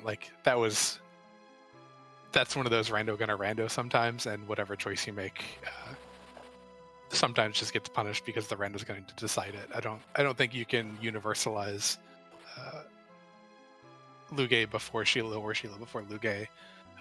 When that instance of you've got a pan and don't have Tower Key yet, like, who knows? It could be vanilla Tower Key too. Like, there's so much up in the air there that sometimes it's just not going to work out for you. Yeah, I was kind of hoping. I was like, come on, vanilla Tower Key. Make this pay off, please, please. And then no, but that's okay.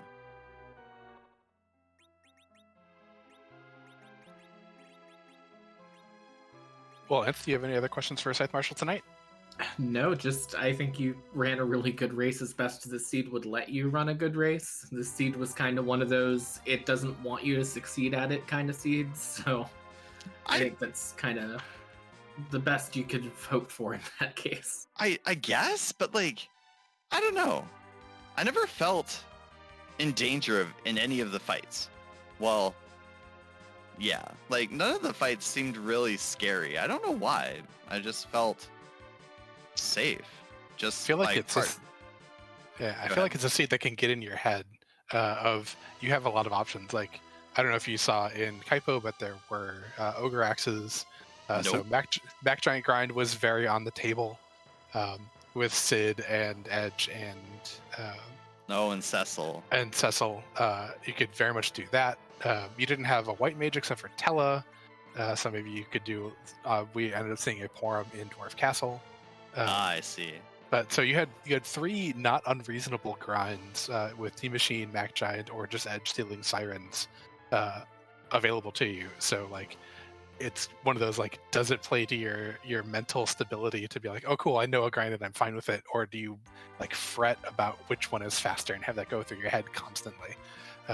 Which I know could be a thing for some runners, and could be something that might have made some runners be a little uneasy through the seed as you're just dealing with all the possibilities.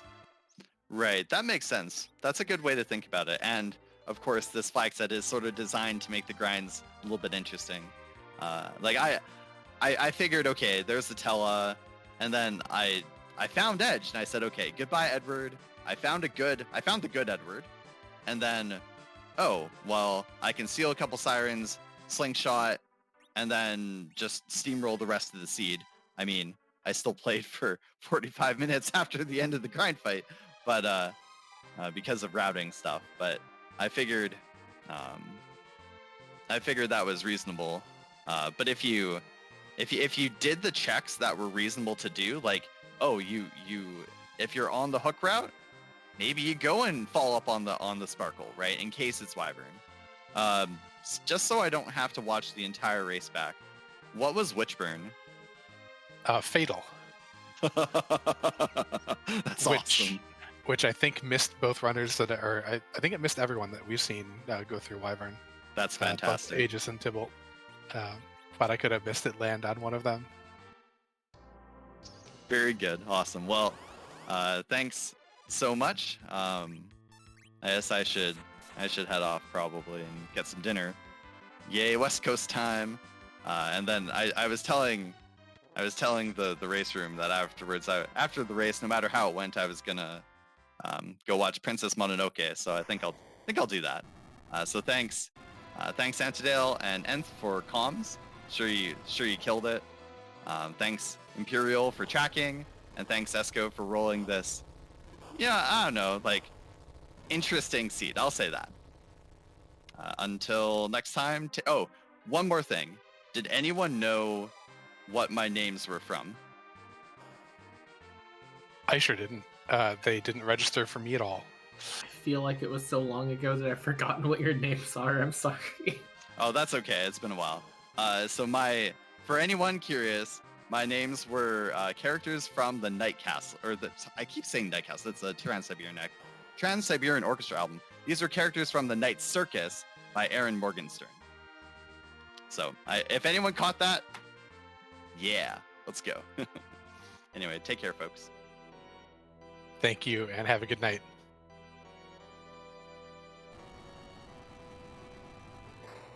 So getting caught back up here on our racers that are still running on stream, Aegis had to go do quite a bit of level grinding after this Golbez, was really just wanting to make sure that she was fully confident going into this fight. And so now she's just getting back into it. She shouldn't have really a problem getting to it. She's got a lot of health. She should be fine. Heart Gamer, on the other hand, had a little bit of a rough time on the moon. Did not take that Valvalis fight that has the Baron key. So it's going to mostly be up to where she goes from here, as she is landing near for the pass, but I don't believe that she has gotten the crystal yet. Nope, but she does have a twin harp in the inventory.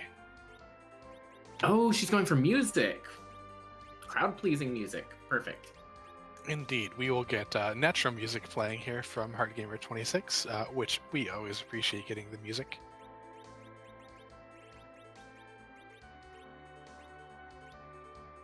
Yeah, definitely. And unfortunately, we do know this is going to be the wrong way around. So it will just be a matter of when she goes back to either that Wyvern spot that we know is at Rubicon in the Upper Babel area, or when she goes back to the moon and takes on that Valvalis. And I gotta say, neither of those are particularly appealing, but I'm sure that she'll get pointed in that right direction soon. Yes, eventually HeartGamer will run into them. Unfortunately, HeartGamer will probably run into more of the seed before we get there. Yeah, definitely. But she's run a very good race. It's just she's had a couple of decisions that weren't necessarily like wrong decisions, but were like the incorrect decision for the seed, which is just one of those rando gonna rando things, and has been what it is. Yeah, but she's moving fairly well through the seed, has completed a bunch of, fought a lot of the bosses. We're probably looking at a fairly linear chain here. There's just not a whole lot to do. Like we know the Baron Key exists somewhere else. We don't know what the Baron Key gives you, but there's still a whole bunch of key items out there that this could just be like Harp into Rat Tail into Earth Crystal into nothing. Or you could also throw in the Luca Key there. Or it could end really soon too, and it could be a huge chain from Baron. We just don't know. But did a great job having everyone magnetized coming into that fight, so there were no attacks coming from Dark Elf. Everyone just can't move, so you surrender, and then we get the lovely, lovely harp tunes.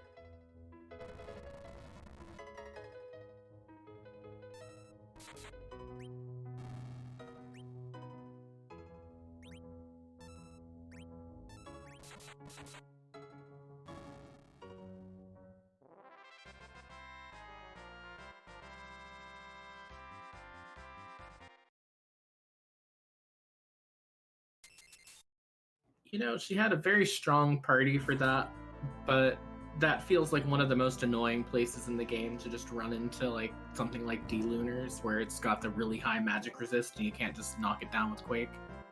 Yeah, you'd have loved to just cast a Leviathan in there and get that over with, but no, had to be them. Couldn't even use Flame effectively.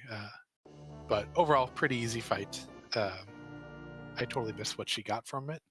She got a ninja star, which you would think would be a bad thing, but I think in this case is probably the single best thing she could have gotten, because that means that I'm pretty sure the Earth Crystal, Luca Key, and Rat Tail all have to be behind that Baron Key at this point. Yeah, so that really limits the places that we can look at.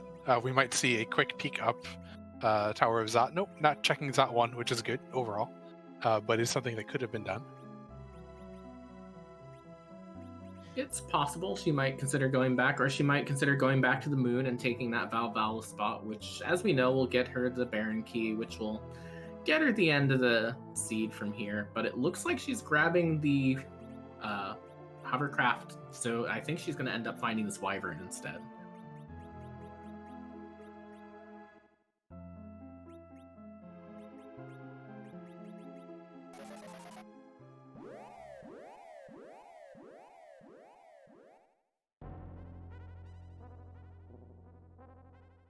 So with Aegis now through this Golbez fight, has her crystal, is going to be on her way to the Z fight down at the bottom of the moon as well. I want to give another quick shout out to all 4 of our runners. Make sure you give them all a follow. They're all not just great runners, but also wonderful people. And speaking of wonderful people, so is everyone else on our restream tonight, especially Esco behind the scenes during the restreaming and Imperial doing the tracking, and of course my co-commentator Antidale as well. Make sure you give all your love to all of them too. And yeah, that's all I had to say on that. Yep, it looks like Aegis is doing that final head down. And of course, it's been lovely doing commentary with you, Nth. Thank you, I appreciate it. So, heading down to the sea fight over on Aegis's side, how do you feel in her shoes at this point in time where she's got a lot more of those levels? I think she's in really good shape to take down this fight quickly. What are your thoughts on just the amount of grinding that she did to make it safe? Was that really like the move that you think that she should have made at that point in time, with a little bit of the sort of unconfidence from that first Golbez wipe? Because I think that was probably a pretty smart move for her to make if she wasn't 100% sure she could get through that Golbez at this point. Yeah, I think that you grind until you're comfortable. As you start getting better and better at Free Enterprise and looking to go faster and faster, you have to find ways to make your comfort zone expand. But getting through a race, it's all about getting to the place where you're comfortable, where you can just do things. Practice is where you work to kind of expand your knowledge of what you is capable of. Or at least that's to me the efficient way to do it.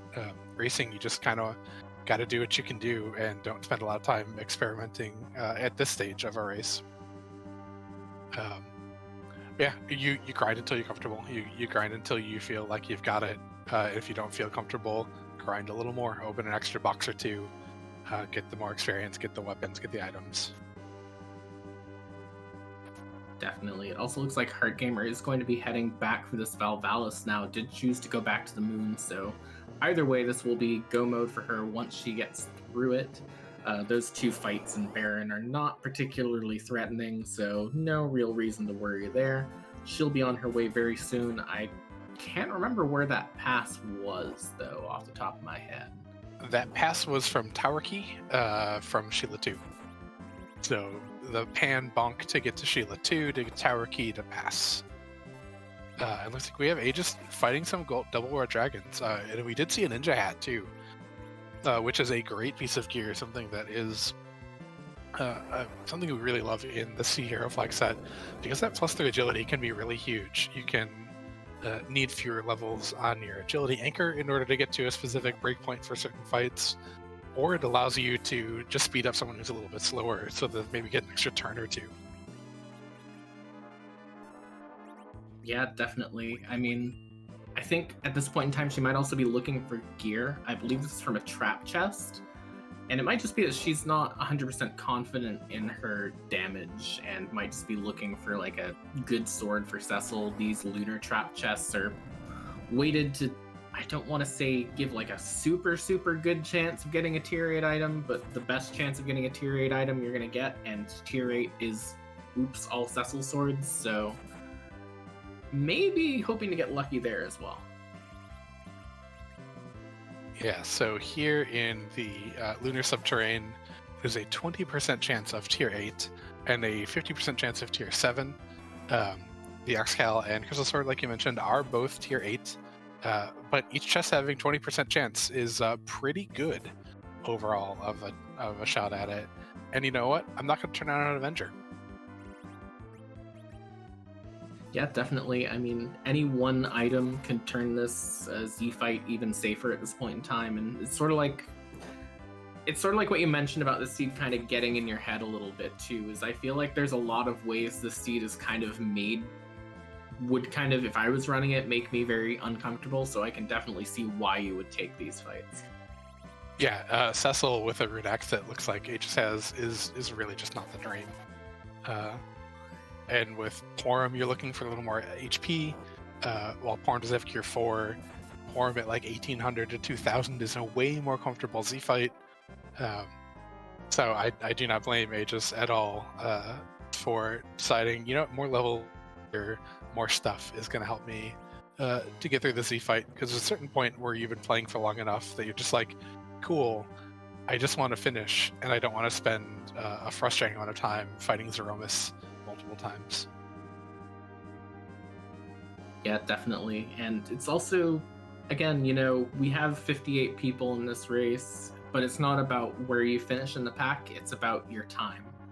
And I think there's a time to take risks, like Aegis did earlier in the seed, where she took that risk finding the Wyvern, and there's a time to not take risks, which is probably around the Z fight. So at this point in time, putting in those good times is what really matters anyways.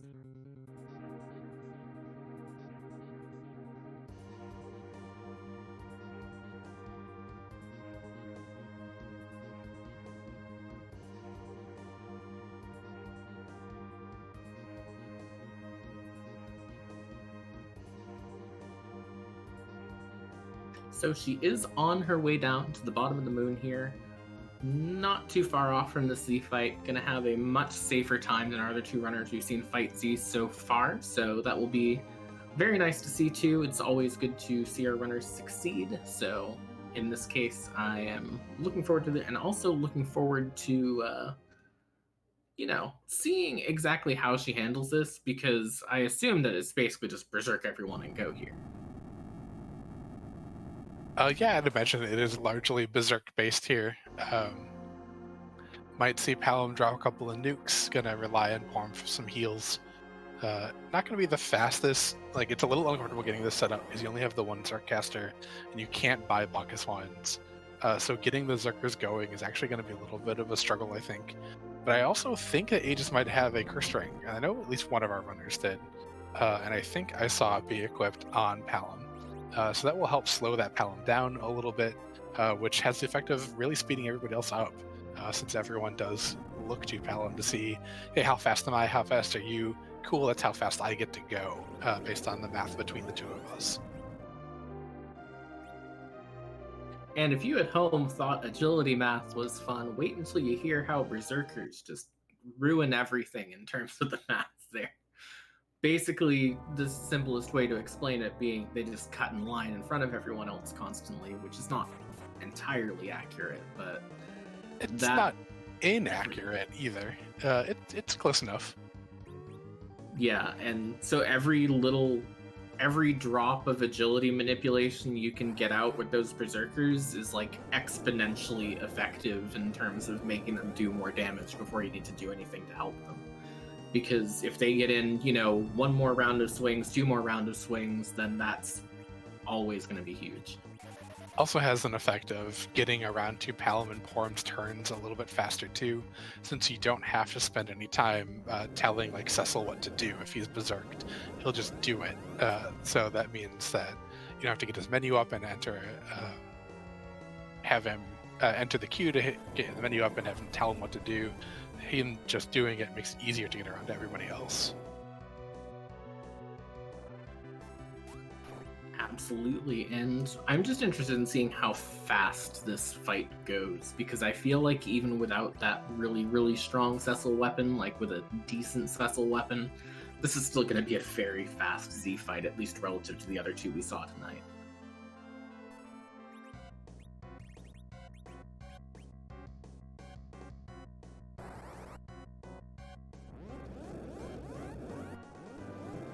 Yeah, we will have to see. We're getting the nukes bounced from Palom off of Sid, who has just a truckload of HP at that 4,300. So we'll be able to survive one more Big Bang for sure without any healing at all. Probably dies at a second Big Bang. But I also think we're still at the not even having taken the first Big Bang yet, unless we're fully healed. Looks like we're fully healed, okay. Yeah, that first Big Bang really only did nerf it with just casting a slow onto Zemus, which again, you know, squeezing even more damage out, always very, very helpful there. So really, it's just the waiting game now. It's why I like running Berserker strats when I play Seeds of this, because I'm, you know, I like sitting back and relaxing a little bit at the Z fight, sort of like the victory lap instead of the tense race to the finish.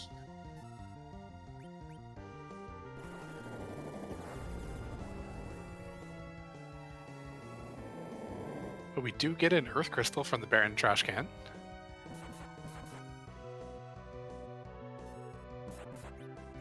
Heartgamer taking a brief moment to look. I think Heartgamer might have thought that it was Liberate Baron Castle. It is easy to possibly write down the wrong objective. I have definitely done it a couple times. So that little pause there after defeating the Mega Sisters on the throne, checking the in-game tracker, letting her know that, oops, it's actually the Baron, the Odin spot, the Baron throne, which you do have to go back down. Yeah, and Imperial Dragon, our tracker, noting that Heartgamer did indeed have Liberate Baron on the tracker. I know I often do like Baron in my head, or sometimes even in my text document, and then I will forget which actual one it was later. Yeah, definitely. And really, it's one of those things where it's like the sort of, Star Wars prequel trilogy, Anakin Padme meme of objective trackers. It's like, defeat the Baron Castle throne. You mean the one up above, right? Yeah, no, we meant the basement one in this case, and it's an easy mistake to make. Yeah, absolutely. I will, if I'm actually on top of my game, I'll usually write sewers or liberate or Odin spot as the three different Baron ones, because those are distinct enough terms. Then when I check on it an hour into the seed, that I will actually get it correct. Definitely, but she is definitely not going to have a problem getting through this Rubicon spot with that Bahamut doing quad 9s here.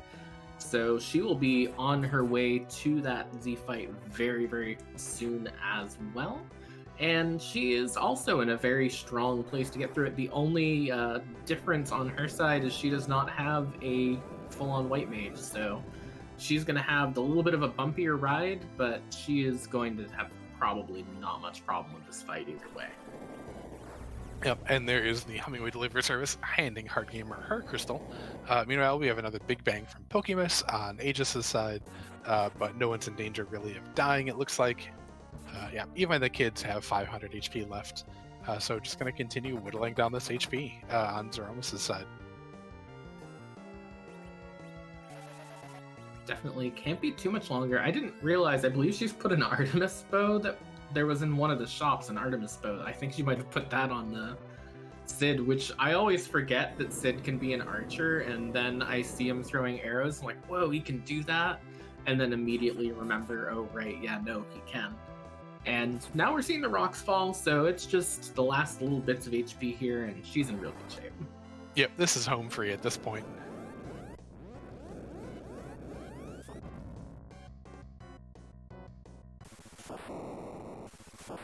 There's a nuke, that's 6,000 damage, that is a flash, a crack, and some crumbling, and that is Aegis finishing this race. We'll get an official time and placement, looks like 48th place, which is definitely solid. We'll get an official time pretty soon, looks like 2:20:14. Yeah, a very solid time in this seed that did not want you to win it in many different ways, and we'll see if we can get her in for an interview. And speaking of which, I believe we are now joined by Aegis. Welcome and GG's. And also remember to unmute yourself.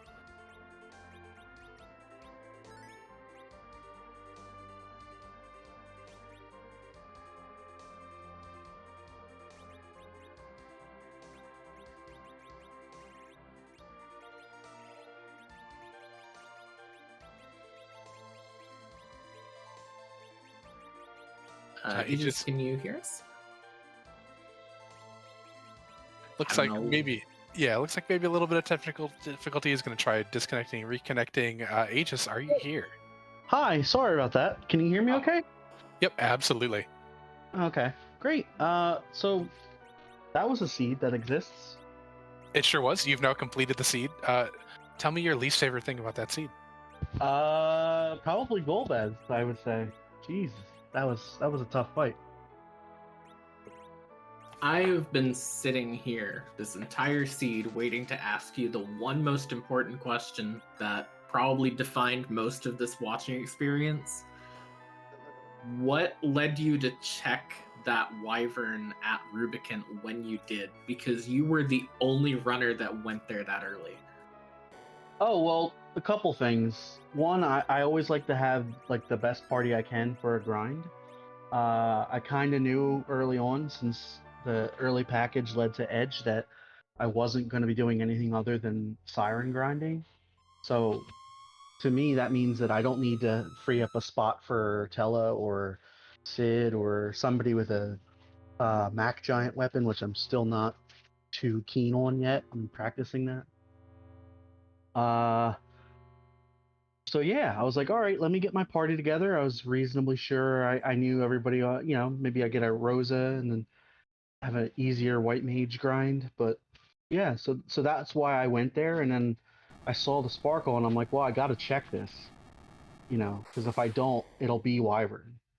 And I was actually kind of happy that I saw him there, because I was like, oh, I bet you not a lot of people check this right away. Yeah, on stream, you were the only one who followed through. And the only other person who checked it was Tybalt, who came back later after doing Keyless Tower. So that was a huge moment. I was sitting here like, oh, she's going for it. And when he went for it, I was like, this is either going to be the best play I've ever seen or not. And it was amazing. Yeah.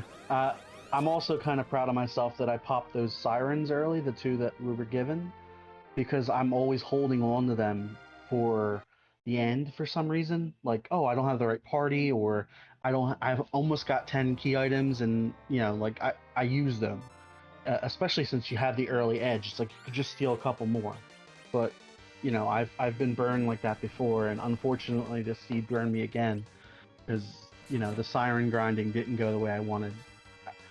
Based on the bosses I saw, there were a number of possible easy bosses that could have been up there. So I was like, oh, okay, I'll do some, save a couple in case I can do some Ryu grinds and get me to safety-ish form for healing. But yeah, no, unfortunately it did not work out too well. Yeah, we did see a couple of those three bosses hiding up in the giant. Water Hag and Karate were up there. Of course. So unfortunately, that's a lot of experience that you just had to go to the giant to get. But I did really like your adjustment at after the first Wyvern fight to move that battle speed down a little bit so that you could keep up with getting people back up after getting nuked down. I thought that was a really heads-up play to do. Yeah, I should have saved there first, but I was like, oh, okay, I got this. Spoiler alert, I did not have that. Yeah, and I'm sure you're half expecting to reset out too, because you've already seen just one boss, so you're like, oh, it's cool. I'll just reset when it's not Wyvern, and then it's Wyvern. Now you got to deal with it. So, but it was a good adjustment. I don't think it cost you a lot of time there.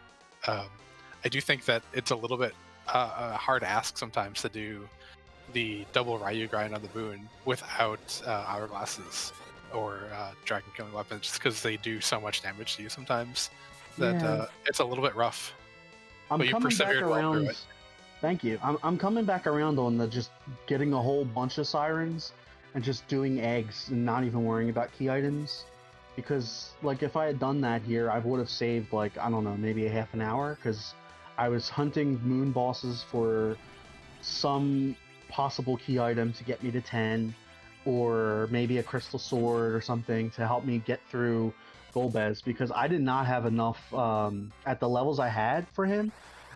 Even with Edge being like the one-up every time, which is a random draw, and good luck with that, he did not have the right equipment to just be able to do enough damage to keep him down, because you run out of the star veils and then that's it, you're done,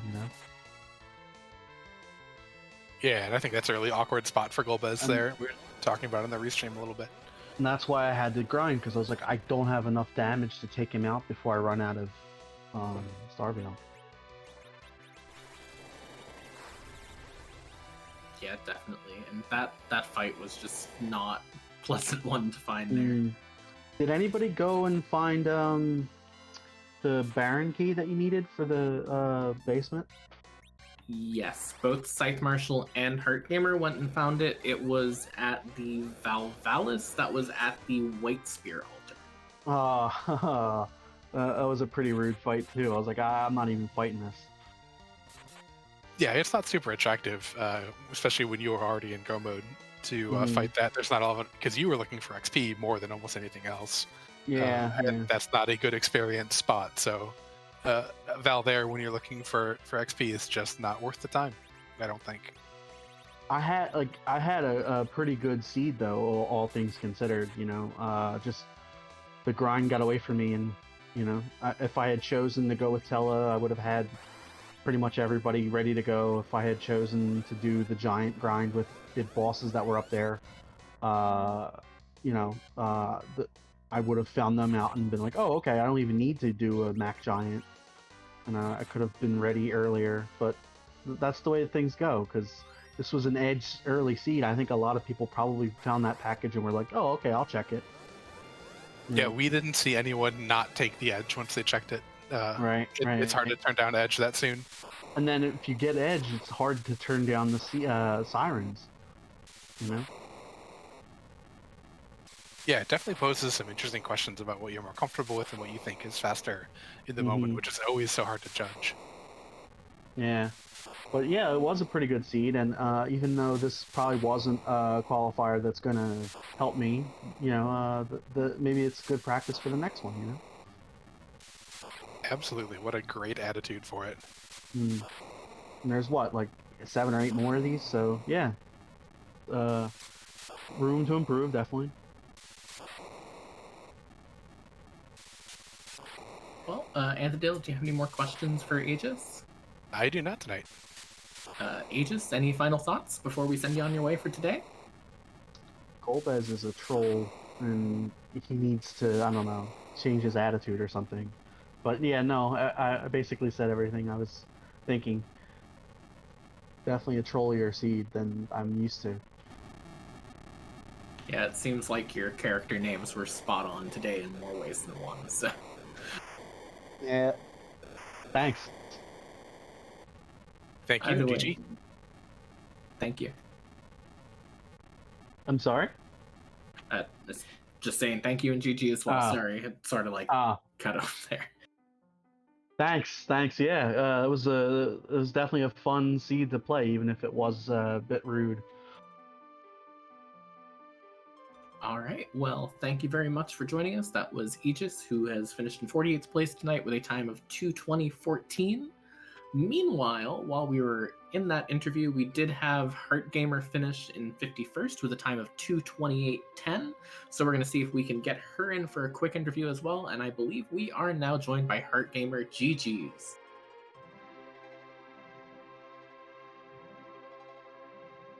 Helps if I unmute. Hi. It does indeed. Hello, GG. Thank you so much. All right. So first question, what did you think of that seed overall? It was not bad. Towards the end, it got a little hairy where I was trying to find either Wyvern or the Baron key, and not having the correct objective up didn't help either. So I had it as I had to defeat the Baron throne, not the Odin spot. So when I defeated the Mega Sisters, I was like, where's my crystal?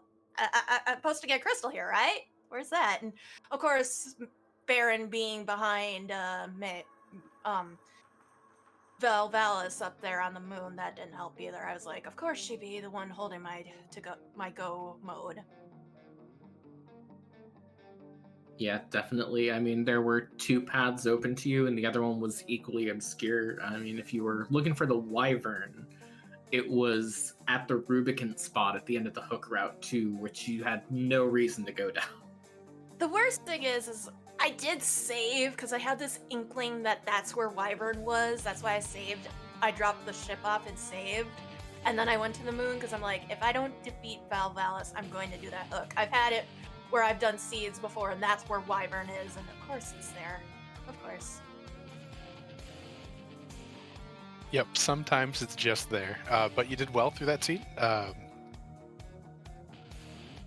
you. Yeah. Brain is shut down at the end of the night, so apologies for that. That's okay, I understand that. Was there anything that you felt that you did particularly well that you're really proud of for that seed? I was was it? I had a fight where I still had Tella, and I was able to live. It was the DKC. Tella just had enough health to live that DKC wave, otherwise I would have had done it again. I'm happy on that one. And I knew there was, and I'm glad that I did check Kabul for that magma key instead of trying to hunt all the different spots and being able to go underground a little bit early, for my opinion. So that helped a bit. And finding that edge to it behind package helped. I was like, okay, we got to tell it. Okay, great. This is going to be a D machine. And then I find get package and find the edge. And I'm like, nope. I'm going to steal Sirens. Bye, Tella. You were nice. Bye.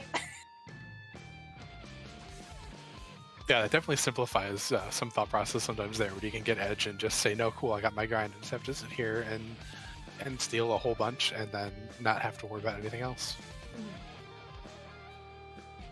And you mentioned doing Fabul early, and I think that's a pretty good call there with the Palom hero and the fact that there wasn't a whole lot of power until you got edge up on ordeals effectively. So doing that Fabul early gets you extra XP on Palom, get him closer to Virus, which is a really good tipping point, even though it doesn't get you Virus itself, but then it got you underground, which gives you all sorts of opportunity. So I definitely applaud and think that was a very good call to do. I thought so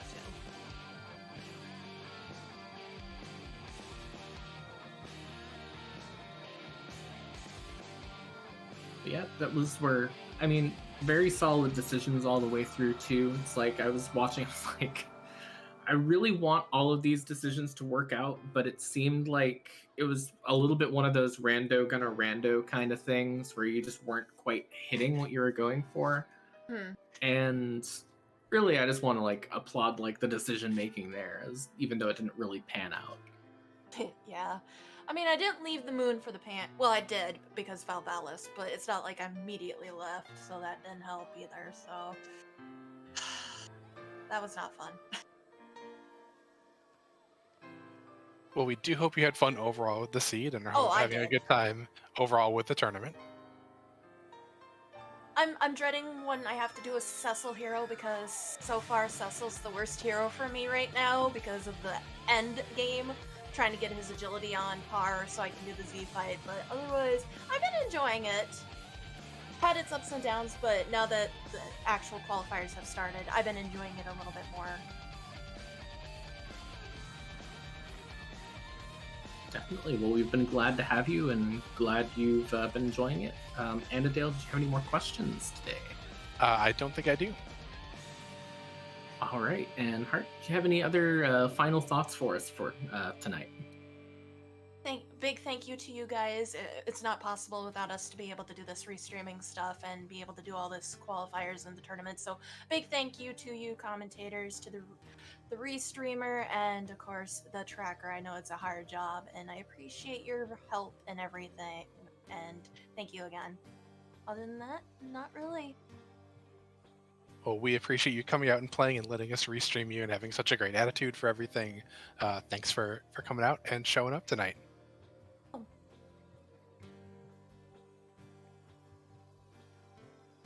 And with that, I think we've about hit the end of it, haven't we? I think so. Let me do a quick dig through the race room and get all the data in for a top 6. But if you want to do a little bit of a sign off while I'm doing that. Sure thing. We'll have that top 6 for you in a moment. But we are done for the evening. Outside of that, we are going to be, as soon as we have that top 6 in, sending you over to raid Silent Guardian, who's doing some casual FE runs. As usual, thank you all for joining us. Thank you to the forerunners. We had Tybalt, Scythe Marshall, Heart Gamer, and Aegis for allowing us to restream their race tonight. Thank you again to Ascorian for the restream and Imperial Dragon for the tracking. And also remember, once we get over there, no spoilers for tonight's race in case there's anyone over there who wants to watch. And thank you also to Antidale. Yes, and thank you, Ent. And again, thanks to the back of the house, as well as all 4 restrained runners. But our top 6 this evening were X-Pancraz in first place, followed by Dekar Smash in second, then Plumeria Knight in third, Flurry 14 in 4th, Night Dew in 5th, and Rybond in 6th. So those are the top 6 for this race, though their scores get averaged together, and then everyone else's score, in order to get kind of a relative score, gets compared against those. So those were our top 6 this evening. Yep, and with that is going to be it for us tonight. Make sure you join us tomorrow as well for qualifier number 9. I am just trying to remind myself of what time that is. At 3 p.m. Eastern Time tomorrow afternoon. So make sure you join us for that, again, here on the Free Enterprise channel. And with that, thank you very much for watching, and have a good night, everyone.